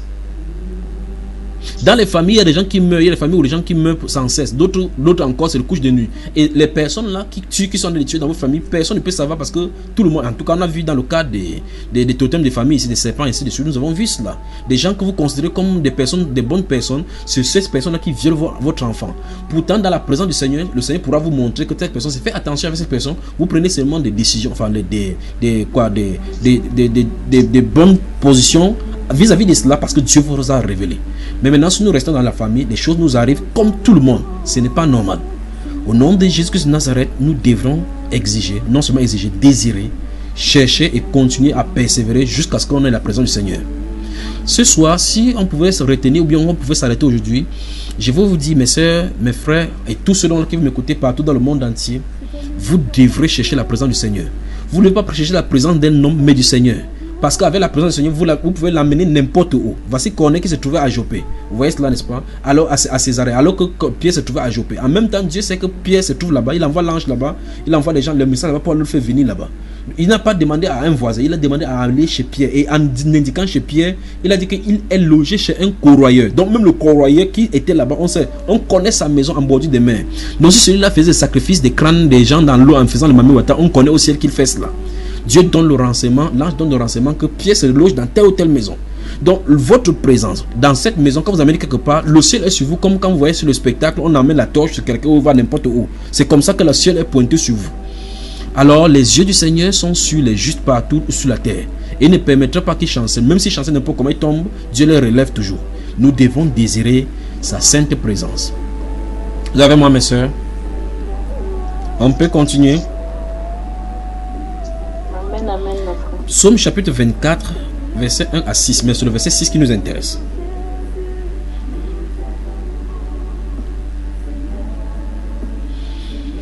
Quand la présence est là, vous êtes confortable, vous êtes à l'aise, au milieu de troubles, que les eaux sont en train d'essayer de bouillir, que le feu soit en train de passer, vous êtes calme.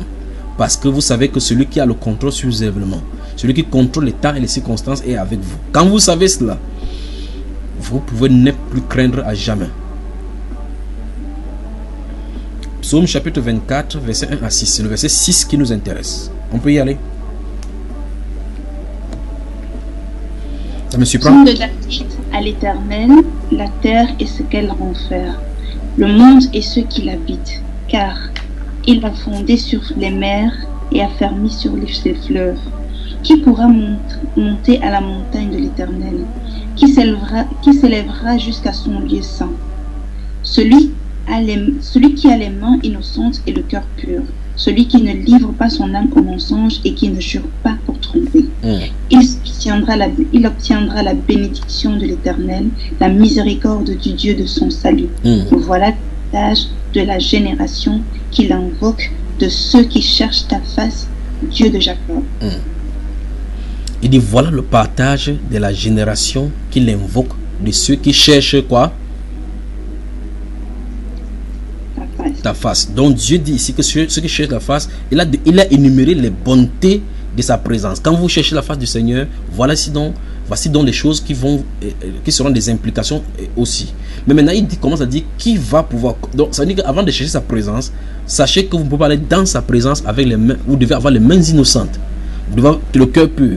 Vous ne devez pas livrer l'âme au mensonge et même jurer pour tromper. Encore que jurer est même déjà interdit. Tu dois dire quelque chose et que ce soit oui, que ce soit non, mais que ce soit cela.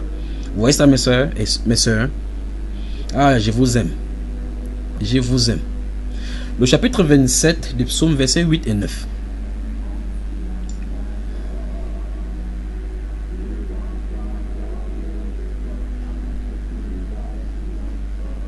Mon cœur dit ta part, cherchez ma face, je cherche ta face, ô Éternel. Encore, ma soeur. Mon cœur dit de ta part, cherchez ma face, je cherche ta face, ô Éternel. Alléluia. Ne me cache point ta face. Voilà. Ne repousse pas avec colère. Ne me repousse pas avec colère. Voilà. Donc vous voyez que cette personne, il y a une révélation dans ces sons-là qui montre clairement que cette personne n'a pas prié une seule fois. Parce que quand vous lisez la Bible, les psaumes, vous avez comme l'impression qu'il a crié à l'Éternel directement, la réponse est venue. C'est pas comme ça. Donc il dit qu'il cherche sa face. Et il prie que Dieu ne lui cache pas sa face. Parce que si, tant qu'il s'est tué, enfin quand vous allez lire le psaume 32, pendant qu'il parlait du péché, il dit que quand il s'est tué, tant qu'il est resté silencieux, ses os se consumaient à l'intérieur. Il a avoué ses péchés à Dieu. Il a dit qu'il va confesser ses péchés et l'Éternel a signalé et a ôté ses péchés. Il dit qu'ainsi tout homme prie, même si les eaux se débordent n'importe comment, autant convenable, Dieu il ne peut pas le submerger. Donc dans ce psaume chapitre 27 verset 8, il dit que son cœur dit cherchez ma face. Donc ça veut dire que à l'intérieur de vous, vous voyez effectivement ce désir là, n'est-ce pas? Vous devez rester comme ça, vous sentez que il faut que je rentre prier, il faut que je prie, il faut que je cherche, ça doit s'allumer à l'intérieur. C'est pour ça que Jésus avait dit si quelqu'un a soif, qu'il vienne. Si tu n'as pas sorti, tu ne peux pas venir. C'est pour ça que les gens du monde qui ont de l'argent et aussi ceux qui sont dans le bien-être, ils ne sentent pas la possibilité ou mieux encore la nécessité d'aller vers Jésus. Ils ne sentent pas parce que quand ils regardent, il dit quand il a besoin de chauffage, il appuie sur un télécommande, ça chauffe. Quand il fait froid, attendez. Quand il va faire vraiment froid, ça va péter même la chaleur là-bas, vous allez confirmer. Vous allez comprendre qu'il n'y a pas la télécommande pour appuyer sur le soleil. On va dire qu'est-ce qui ne va pas, la météo ne pourra rien. Ça va griller les centres de téléphonie et griller tous les, vous appelez quoi, les stars, les choses qui nous envoient dans les airs là-bas. Griller ça, envoyer ça sur la terre comme les boules de feu. Même les machines, les vis vont taper sur les têtes des gens sur la terre ici. Ils vont confirmer que Dieu est Seigneur. Vous voyez cela? Donc, lorsque vous voyez ces choses-là arriver, sachez que le Seigneur est proche. Parce qu'en réalité, il veut qu'on désire sa présence. Il veut qu'on désire sa présence. On peut continuer là. Quelqu'un a-t-il quelque chose à dire avant qu'on continue? Comment les serres sont silencieuses ici aujourd'hui? Ça pénètre, mon frère. Ça pénètre. Nous avons besoin de sa présence, pas vrai? Nous avons besoin de sa présence. Amen. Nous avons besoin de sa présence. De telle sorte que nous entrons dans un bureau, sa présence est là. Que vous n'entrez pas quelque part et que les francs-maçons vous perturbent, vous dites je suis tombé évanoui parce qu'il y avait la présence démoniaque là-bas. On a besoin de sa présence. Et on doit désirer sa présence. On doit chercher sa présence. On doit s'y atteler. Quand il parle de on doit s'y atteler, ça veut dire que s'y appliquer, on doit s'appliquer à déterminer, on doit être déterminé à y pénétrer jusqu'à ce que ça arrive. Regardez encore une fois de plus pendant qu'il parlait de notre frère Corneille ici. Regardez seulement la persévérance de Corneille commence à amener le salut de plusieurs personnes, membres de sa famille, y compris ses amis. On n'a pas dit que ses amis priaient, mais le simple jour qu'il les a invités, ils sont entrés là-bas à cause de la présence de Dieu dans lequel il était chaque fois. Remarquez qu'il priait chaque fois sans que Dieu n'ait parlé. Mais le jour où Dieu a décidé, ça a changé le cours de l'histoire. Un seul contact avec le Seigneur, et non seulement toi, ça change, mais le bouleversement arrive dans tout autour de toi, y compris dans ta famille. C'est ce qui est arrivé avec Corneille. Nous devons avoir la présence. On y va. Je ne sais pas si la sœur Jackie, c'est la spécialiste de lecture pour ceux qui, s'il y a des gens qui écrivent, parce que je vois que tous les micros sont fermés. Si quelqu'un veut parler, la sœur Jackie nous fait signer, elle parle. Le psaume 89, verset 16.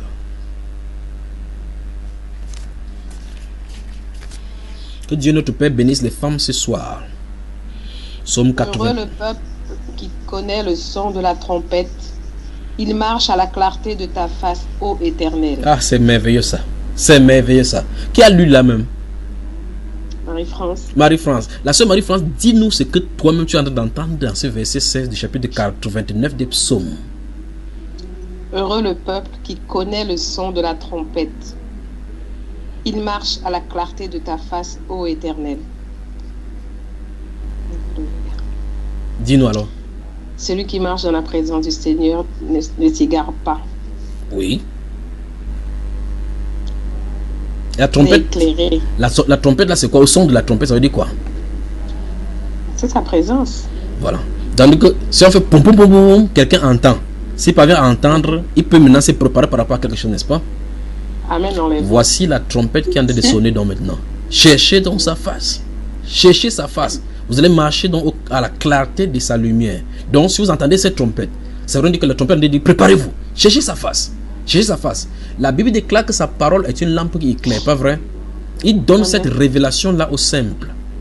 Alors, écoutez la trompette ce soir. Au nom de Jésus-Christ de Nazareth, la présence du Seigneur doit être votre première recherche maintenant. Seigneur, je désire ta présence. Seigneur, je te désire. Même si ce n'est pas encore en vous, dites Seigneur, crée ton désir à l'intérieur de moi. Le psalmiste a dit, crée en moi un cœur pur. Seigneur, crée en moi ta présence. Donne-moi, au Dieu de gloire, de désirer ta présence. Donne-moi, au Dieu de gloire, cette sainte présence. Seigneur, je désire ta présence. Que ça soit votre prière. Que ça soit votre prière. Que cela soit votre prière. Oh, Seigneur, mon mari me dérange. Change son cœur. Tu n'as pas changé. Vous voyez, on a des problèmes. On a des problèmes. Un de ces jours, je vais vous raconter des choses concernant cette présence du Seigneur. Quand sa présence est là. Sa présence. Quand sa présence est là. Quand sa présence est là. Ma soeur Albertine, laisse-moi d'abord tranquille. Quand sa présence est là. Quand sa présence est là. Les cours commencent à changer. Les événements commencent à changer. Il change. Votre mari quitte la maison. Se fâche, court, va quelque part. Dieu, la présence le ramène. Que tu vas parler avec ton être semblable. Quand sa présence est là, les enfants qui sont têtus commencent à être soumis à cause de l'obéissance de cette présence. Remarquez que c'est la présence de la colonne de nuit en Israël qui faisait que la crainte était là. Lorsque c'était quitté, la présence était quittée, chacun se livrait n'importe quelle direction. Quand la présence de Dieu est dans l'église, il y a la crainte. Quand il n'y a pas de présence, chacun peut venir maintenant vers mini-jupe. Les femmes peuvent se lever, faire n'importe quoi. Les sorciers peuvent être maintenant enceintes de l'église. Mais si sa présence est là, quand la présence est là, et que dit Ananias, est-ce assez prix que tu as vendu? Quand il entend, pam, il meurt. La Bible déclare que la crainte s'empare de tout le monde. Chacun va savoir que Jésus-Christ est Seigneur dans cette génération. Ils sauront. Quand sa présence est là, on commence à appeler Jésus-Christ avec du respect. Alléluia. On peut continuer. À ce propos, frère, si je peux dire, livrer un petit témoignage. Dis-nous. Par rapport à ce que tu disais, c'est la sœur Suzanne Clodon. Oui. Oui, en fait, oui, ça. En fait, effectivement, parce que moi, à la maison, des fois, les enfants ils vont se balader. Et quand ils rentrent, je suis très inquiète, en fait. Pas que je suis inquiète, mais je demande au Seigneur de les ramener.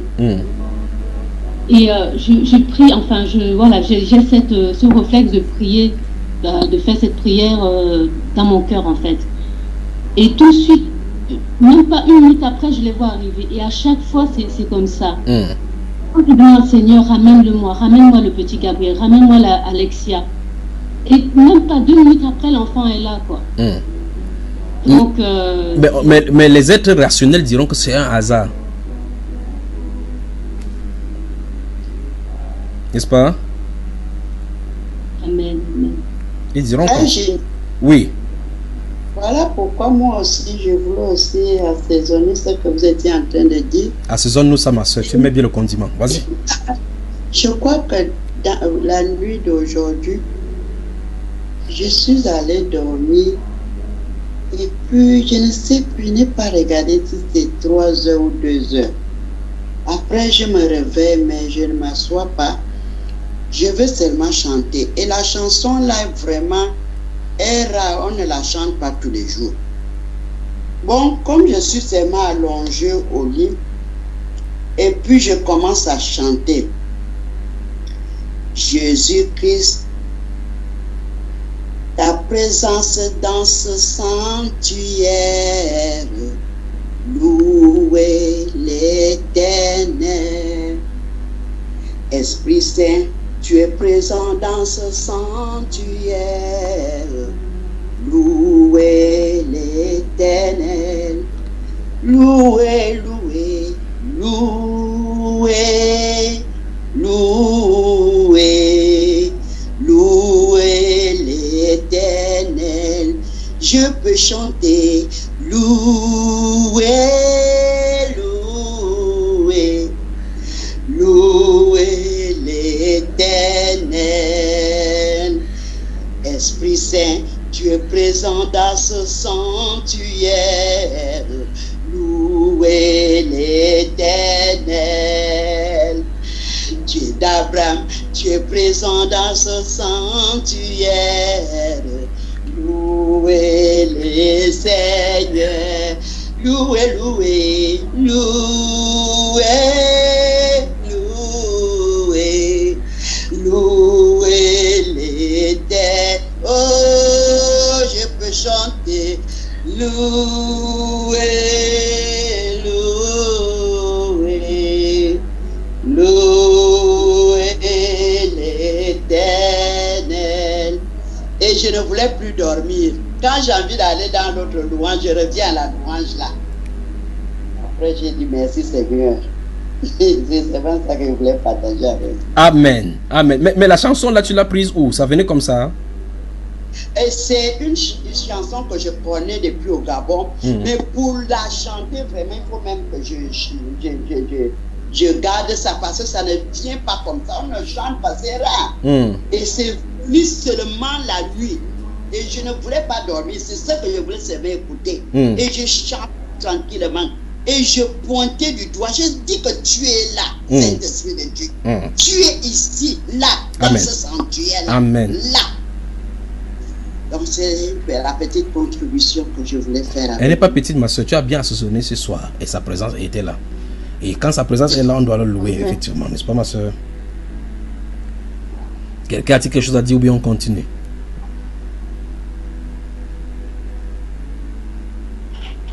Oui, frère Junior, c'est la soeur Madeleine. Ta soeur Madeleine parle au micro et un peu à haute voix. Ah, là c'est bon. Là c'est bon. Ok. Par rapport à ce que tu es en train de dire, par rapport à désirer la présence du Seigneur, j'ai un petit souci par rapport à ça. Oui. Je manque d'assurance en moi. À chaque fois, je me dis, je ne suis pas dit que le Seigneur vienne tabernacler à moi ou bien il désire sur de là à moi. Ça me cause vraiment des problèmes. Voilà. C'est l'une des raisons pour laquelle, au sortir de là, les psaumes 88, verset 15 et le psaume 10, verset 1, puis le psaume 30, verset 8, le psalmiste pose la question justement, pourquoi caches-tu ta face? Dans ces psaumes-là, justement.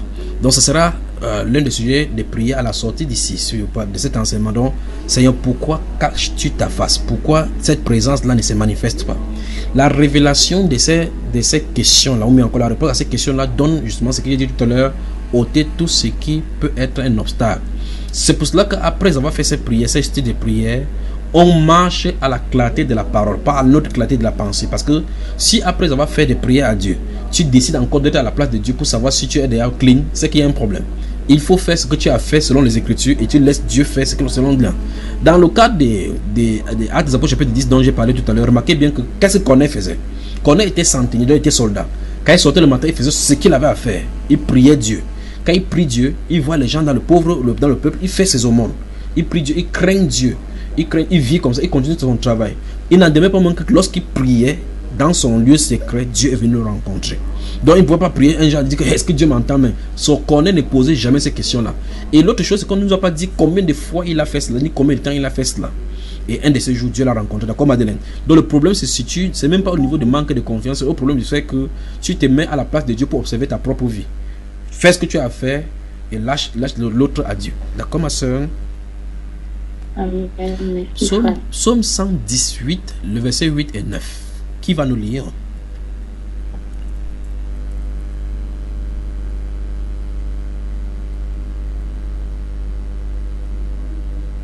Je vais lire. Allons-y. Psaume 118, le verset 8 et 9. Mieux vaut chercher un refuge en l'Éternel que de se confier à l'homme. Mieux vaut chercher un refuge à l'Éternel que de se confier au grand. Vous voyez que ça veut dire que quand on a des sujets, on se plaint plutôt aux hommes. Ici, c'est qu'on a des problèmes, d'après ce qu'on a lu là, n'est-ce pas?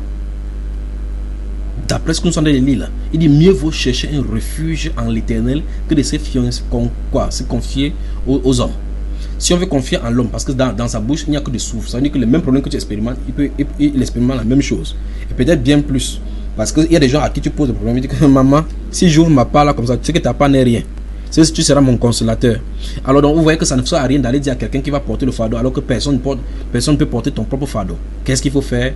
Il faut se remettre au Seigneur. Dans le Nouveau Testament, il est dit d'une certaine façon dans le livre de 1 Pierre au chapitre 5, déchargez-vous sur lui de tous vos soucis car il prend soin de vous. Humiliez-vous sous la puissante main de Dieu afin qu'il vous élève au temps convenable. Vous avez vu cela? Il y a un temps convenable d'élévation. Il y a un temps d'humiliation. Il y a un temps d'élévation. C'est pour cela que soit vous êtes élevé, soit vous êtes rabaissé. Eh bien, si vous êtes élevé pas selon le Seigneur, vous allez chuter. Si vous vous élevez sans que le Seigneur ne vous élève, parce que la Bible déclare qu'avant la chute vient l'orgueil. Car ça va vous enorgueillir. Or, Dieu prépare les gens dans l'humilité afin que lorsqu'il vous élève, vous savez que ce n'est pas par votre propre force. Alors maintenant, c'est ce que le psalmiste dit dans le livre des Psaumes 62, verset 9. Il nous exhorte à répandre notre... Ouvrons cela.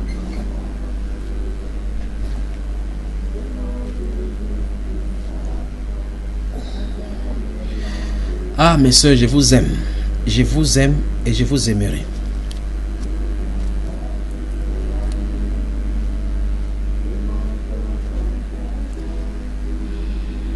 Quelqu'un ne veut pas lire? En tout temps, peuple, confiez-vous en lui. Répandez vos cœurs en sa présence. Voilà. Dieu est notre refuge. Voilà. Encore, ma soeur. En tout temps, peuple, confiez-vous en lui.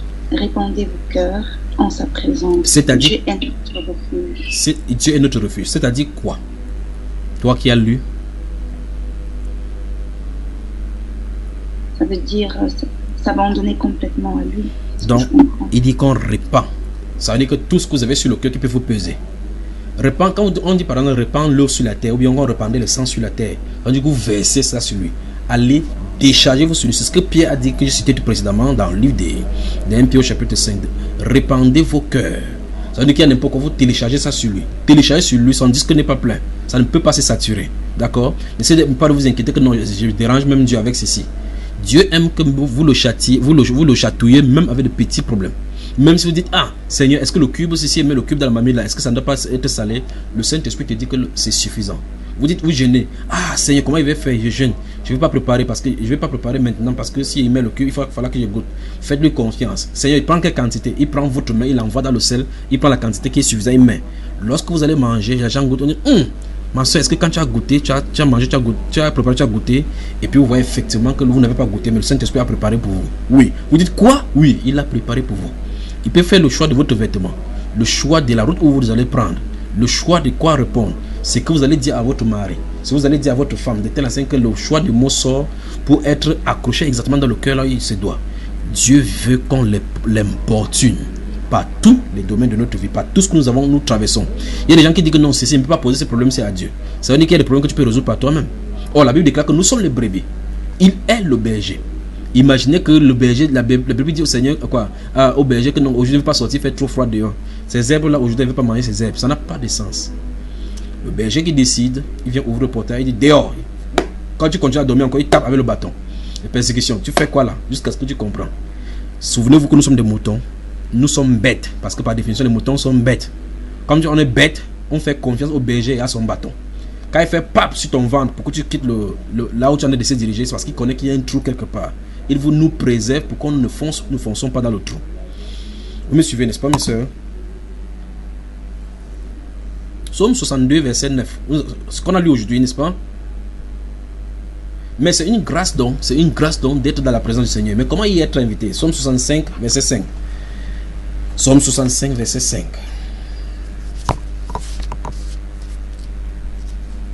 Heureux celui que tu choisis et que tu admets en ta présence, pour qu'il habite dans tes parvis. C'est terrible. Ils s'assasieront du bonheur de ta maison, de la sainteté de ton peuple. Wonderful.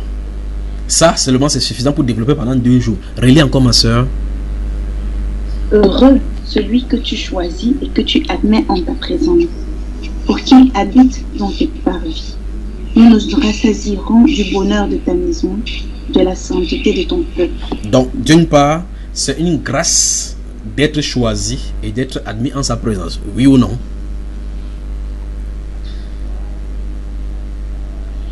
Amen. Ensuite, il dit dans cette présence-là, il donne les bénédictions qu'il y a dans sa présence. C'est terrible. C'est terrible ce que nous voyons dans les Saintes Écritures. C'est terrible. C'est terrible.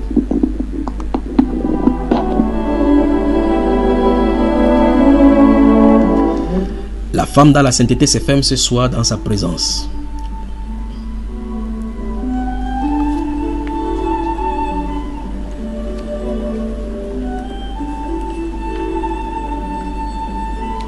Tu es belle, mon ami, comme Tirza, agréable comme Jérusalem, mais terrible comme des troupes sous les bannières.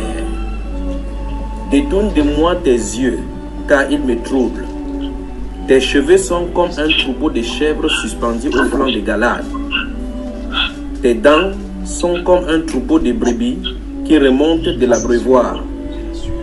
Toutes portent des jumeaux, aucune d'elles n'est stérile. Ta joue est comme une moitié de grenade derrière ton voile.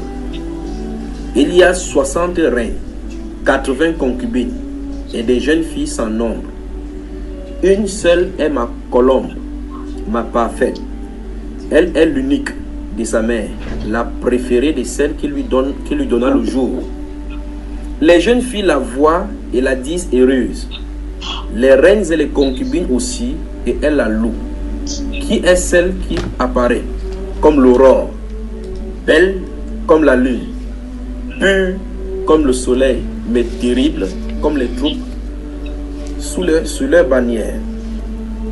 C'est par ces paroles romantiques que le Saint-Esprit qualifie l'épouse du Seigneur lors de leur réunion, après les noces et les visitations du jardin pour faire connaissance l'un et l'autre. Une fois encore, par ces mots colombe, parfaite, préférée, comme l'aurore, belle comme la lune, pure comme le soleil, mais terrible, tels sont les qualificatifs de celles sur qui le Seigneur a jeté son dévolu. La femme épouse du Seigneur doit donc être parfaitement pure, comme mon grand frère l'a signifié dans Éphésiens chapitre 5, verset 28 et suivant, afin de lui présenter cette église sans tache ni ride, ni rien de semblable, mais pure et irrépréhensible, sans tache ni ride. Vous comprenez bien qu'il s'agit de la sanctification. Ceci démontre une préparation pendant une période bien déterminée, comme les Perses du temps d'Artaxerxès, avec Esther, dans Esther au chapitre 2, verset 12, 12 mois pour prendre soin d'une reine, Esther, afin qu'elle soit présentée au roi le moment venu, quand elle est appelée à apparaître devant son roi époux. Ce travail de préparation devrait être effectué avec diligence, délicatesse et minutie. La femme terrestre, que dis-je, la femme chrétienne est par excellence même la garante de la représentation de l'épouse du Messie Sauveur, ou mieux, le type de l'épouse. Conséquence, tous les domaines de sa vie devraient refléter ce dont le Seigneur, dans son palais, attend de la reine qui va remplacer Vasti, qui a perdu la faveur du roi. Vous donc qui m'écoutez, êtes-vous au courant des enjeux de votre vie? Saviez-vous que vos seules vies sont des messages de prophétie pour la future épouse du Seigneur? Voulez-vous rendre le pays habitable ou plutôt le souiller?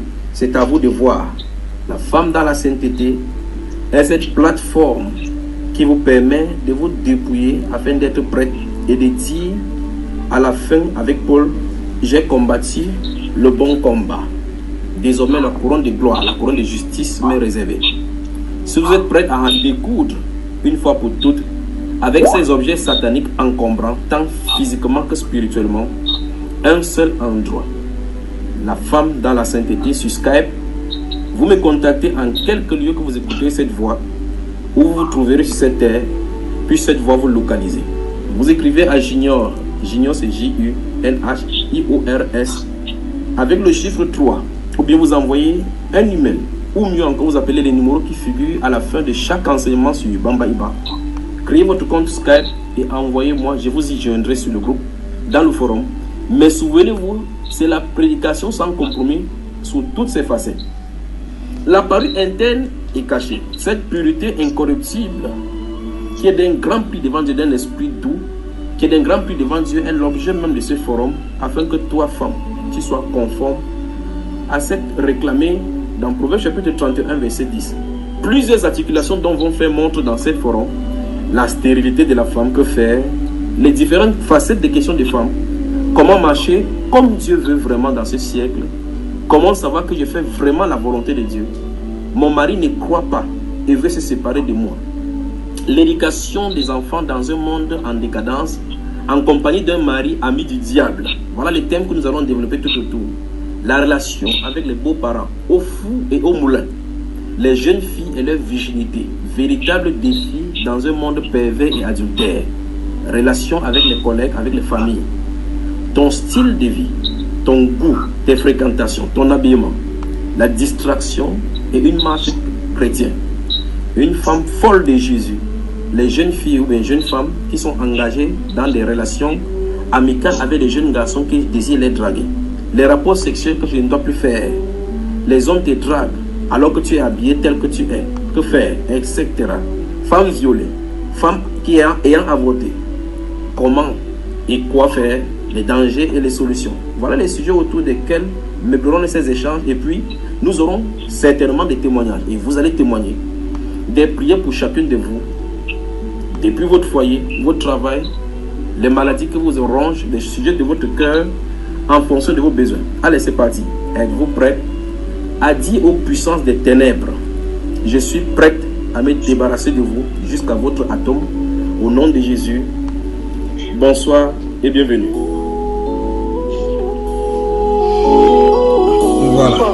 Voilà. Le résumé de la femme de la sainteté est donné et la lampe est allumée et le feu continue à brûler et consommer pour pouvoir conduire la femme dans la sainteté jusqu'à sa perfection tant que le Seigneur n'est pas encore arrivé. Et ce soir, nous penchions sur la présence du Seigneur, la nécessité de cette présence-là en nous, au travers de nous, afin de transformer non seulement notre être tout entier, mais influencer notre environnement. Sinon, si cette présence ne se trouve pas non seulement en nous, c'est plutôt la présence des événements extérieurs qui influenceront notre corps. Et par conséquent, nous nous concentrerons et l'ennemi utilisera les événements de notre environnement pour dicter nos règles de prière et notre sujet de prière, notre test. C'est-à-dire que quand les choses semblent être calmes tout autour de nous, on croit qu'on est en règle avec le Seigneur. Quand il y a des choses mauvaises qui arrivent, on se met en prière en croyant que c'est la persécution.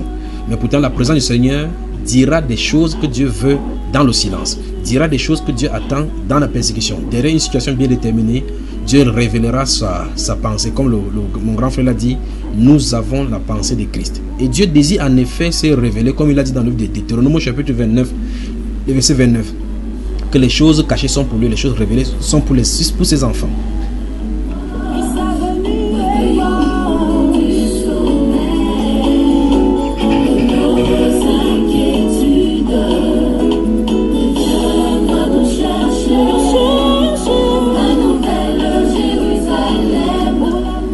Alors mes soeurs, je vais prier pour vous maintenant au sortir d'ici, afin que Dieu crée en nous un désir fort de cette présence-là. Si vous êtes d'accord, vous me dites, on le fait. On prie maintenant. Amen. Amen, amen. Amen, amen. Voilà, on va commencer. Vous êtes prêts?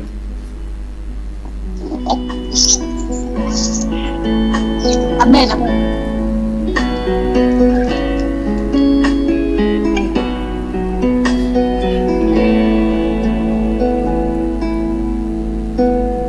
Viens, Saint-Esprit.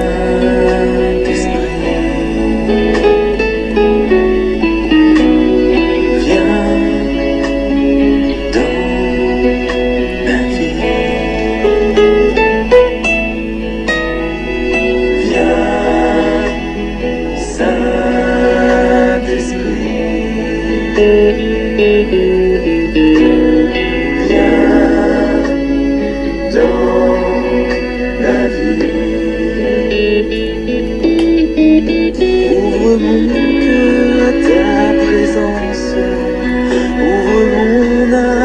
ta présence, ouvre ma vie.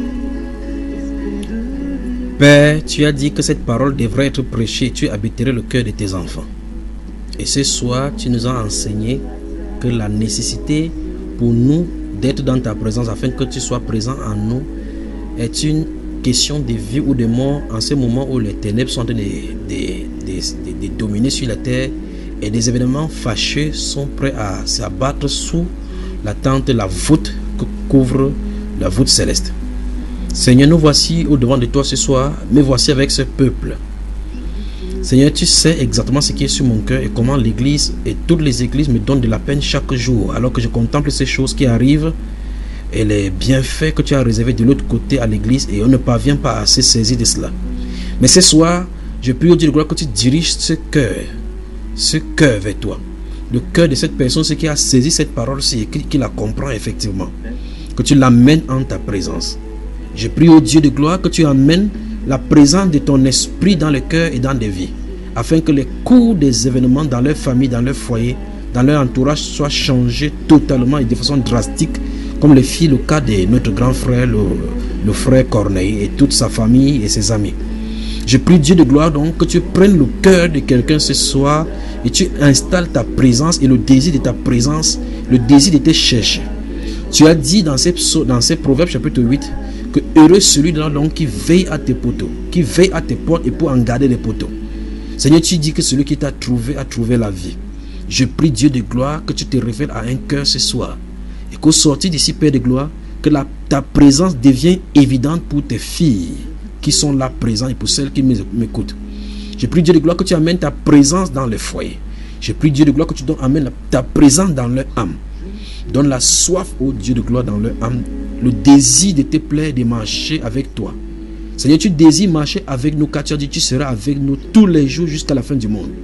Mais la réalité est tout autre, Père de gloire, alors que les événements de la vie chavillent avec nous et nous avec. Pourtant, tu as promis d'être présent avec nous. Et Seigneur, très souvent, nous sommes, ô Dieu de gloire, sans force. Et nous ne t'invoquons pas parce que alors que c'est toi qui as l'autorité sur les fléaux et sur les événements qui nous arrivent. Et bien plus, Seigneur, tu as l'autorité au-dessus des événements fâcheux qui nous arrivent au travers de l'ennemi. Tu as l'autorité sur l'ennemi. Mais tu veux tout simplement qu'on soit assuré et qu'on ait confiance totale. Une confiance sans réserve en ta présence. C'est pourquoi ce soir, tu as voulu, au Dieu de gloire, que tes enfants comprennent la nécessité d'être présents, d'entrer dans ta présence et de répandre leur cœur. Je prie au Dieu de gloire que tu décharges le cœur de quelqu'un. Je prie au Dieu de gloire que cette femme du côté de Ghana, tu décharges au Dieu de gloire ce poids qui se trouve sur son cœur. Je prie Dieu de gloire que tu amènes son cœur dans ta présence et que tu abats l'orgueil de l'ennemi et les railleries au Dieu de gloire tout autour d'elle. Car, dit-il, Père de gloire, la voici, elle est arrivée jusqu'à ce qu'elle a échoué. Mais au Dieu de gloire, ta présence amène au Dieu de gloire la victoire sur les épreuves et sur les moqueries. Seigneur, car le psalmiste a dit, tandis que il les aime pendant ce temps, eux, ils les détestent sans cause. Et quand elle jeûne pour eux, au Dieu de gloire, chaque fois elle s'afflige, mais pour eux, ils se moquent et ils attendent qu'elle tombe et ils disent que voilà, voilà ce que nous attendions. Mais Seigneur, tu veux amener ta présence dans son foyer. Tu veux amener ta présence dans sa vie. Je prie Dieu de gloire que tu amènes ta présence effectivement dans tous les cœurs de tes enfants qui te cherchent. Car tu as dit que tu es près de tous ceux qui t'invoquent, de ceux qui t'invoquent de tout leur cœur. Je prie au Dieu de gloire que tu soumets ces cœurs au Dieu de gloire à toi ce soir. Que tu amènes ta présence dans le cœur, que tu installes ta parole et que tu les serres dans le cœur afin que les cœurs soient transformés pour ta gloire. Seigneur, qu'au travers de cette parole, au Dieu de gloire, que ta lumière luise sur les visages. Que par ta bonté, au Dieu de gloire, et par ta grâce, qu'elle voie la lumière. Que cette parole prenne vie en elle et que les désirs, Père de gloire, de leur cœur se transforment en désirs célestes. Que ta volonté s'estampille, au Dieu de gloire, dans leur cœur et propulse, Dieu de gloire, dans la dimension spirituelle que tu attends chacun d'elles. Je prie au Dieu de gloire que tu te révèles dans chacune des grâces que tu as réservées pour tes enfants ce soir. Et pour tous ceux dont là qui écoutent ces voix et croient que ces voix-ci viennent et sortent de toi. Je prie Dieu de gloire que tu leur accordes cette grâce. Que ta présence ne les quitte pas. Et je prie au Dieu de gloire pour ceux là qui tombaient de part et d'autre. Je prie que tu les ramènes dans ta présence. Car tu as dit au Dieu de gloire, le juste tombera cette fois, mais tu les relèveras. Je prie au Dieu de gloire que tu relèves toute personne qui fléchissait à gauche et à droite. Je prie Dieu que tu les ramènes dans ta présence afin qu'elles vivent dans ta présence. Car tu as dit au Dieu de gloire que un jour dans tes parvis vaut mieux que 1000 ailleurs. Seigneur, nous aimerons passer au Dieu de gloire toute l'éternité dans ta présence. Donne-nous de ta présence. Que ton esprit vienne au Dieu de gloire et nous imbibe de ta présence. Nous amène ta présence afin que tout ce que nous touchons, Père de gloire, soit conduit par la lumière. Au nom de Jésus-Christ de Nazareth, et que le peuple de Dieu dise Amen. Amen. Amen. Amen. Amen. Amen. Amen. Amen. Amen. Amen. Que Dieu vous bénisse. Que Dieu vous bénisse. Amen, mon frère.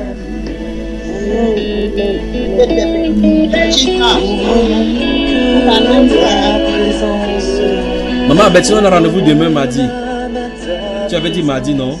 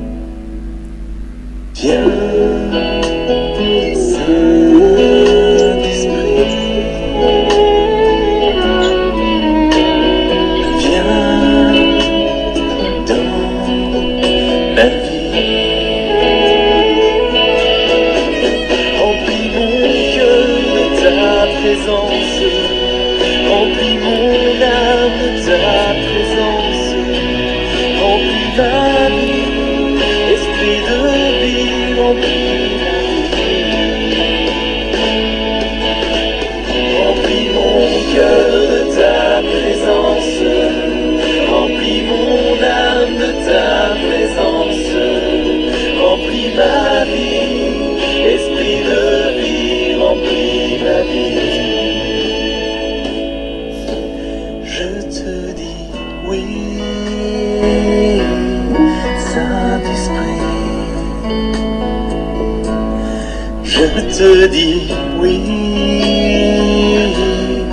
Saint-Esprit. Je te dis oui, Saint-Esprit. Je te dis oui, Saint-Esprit.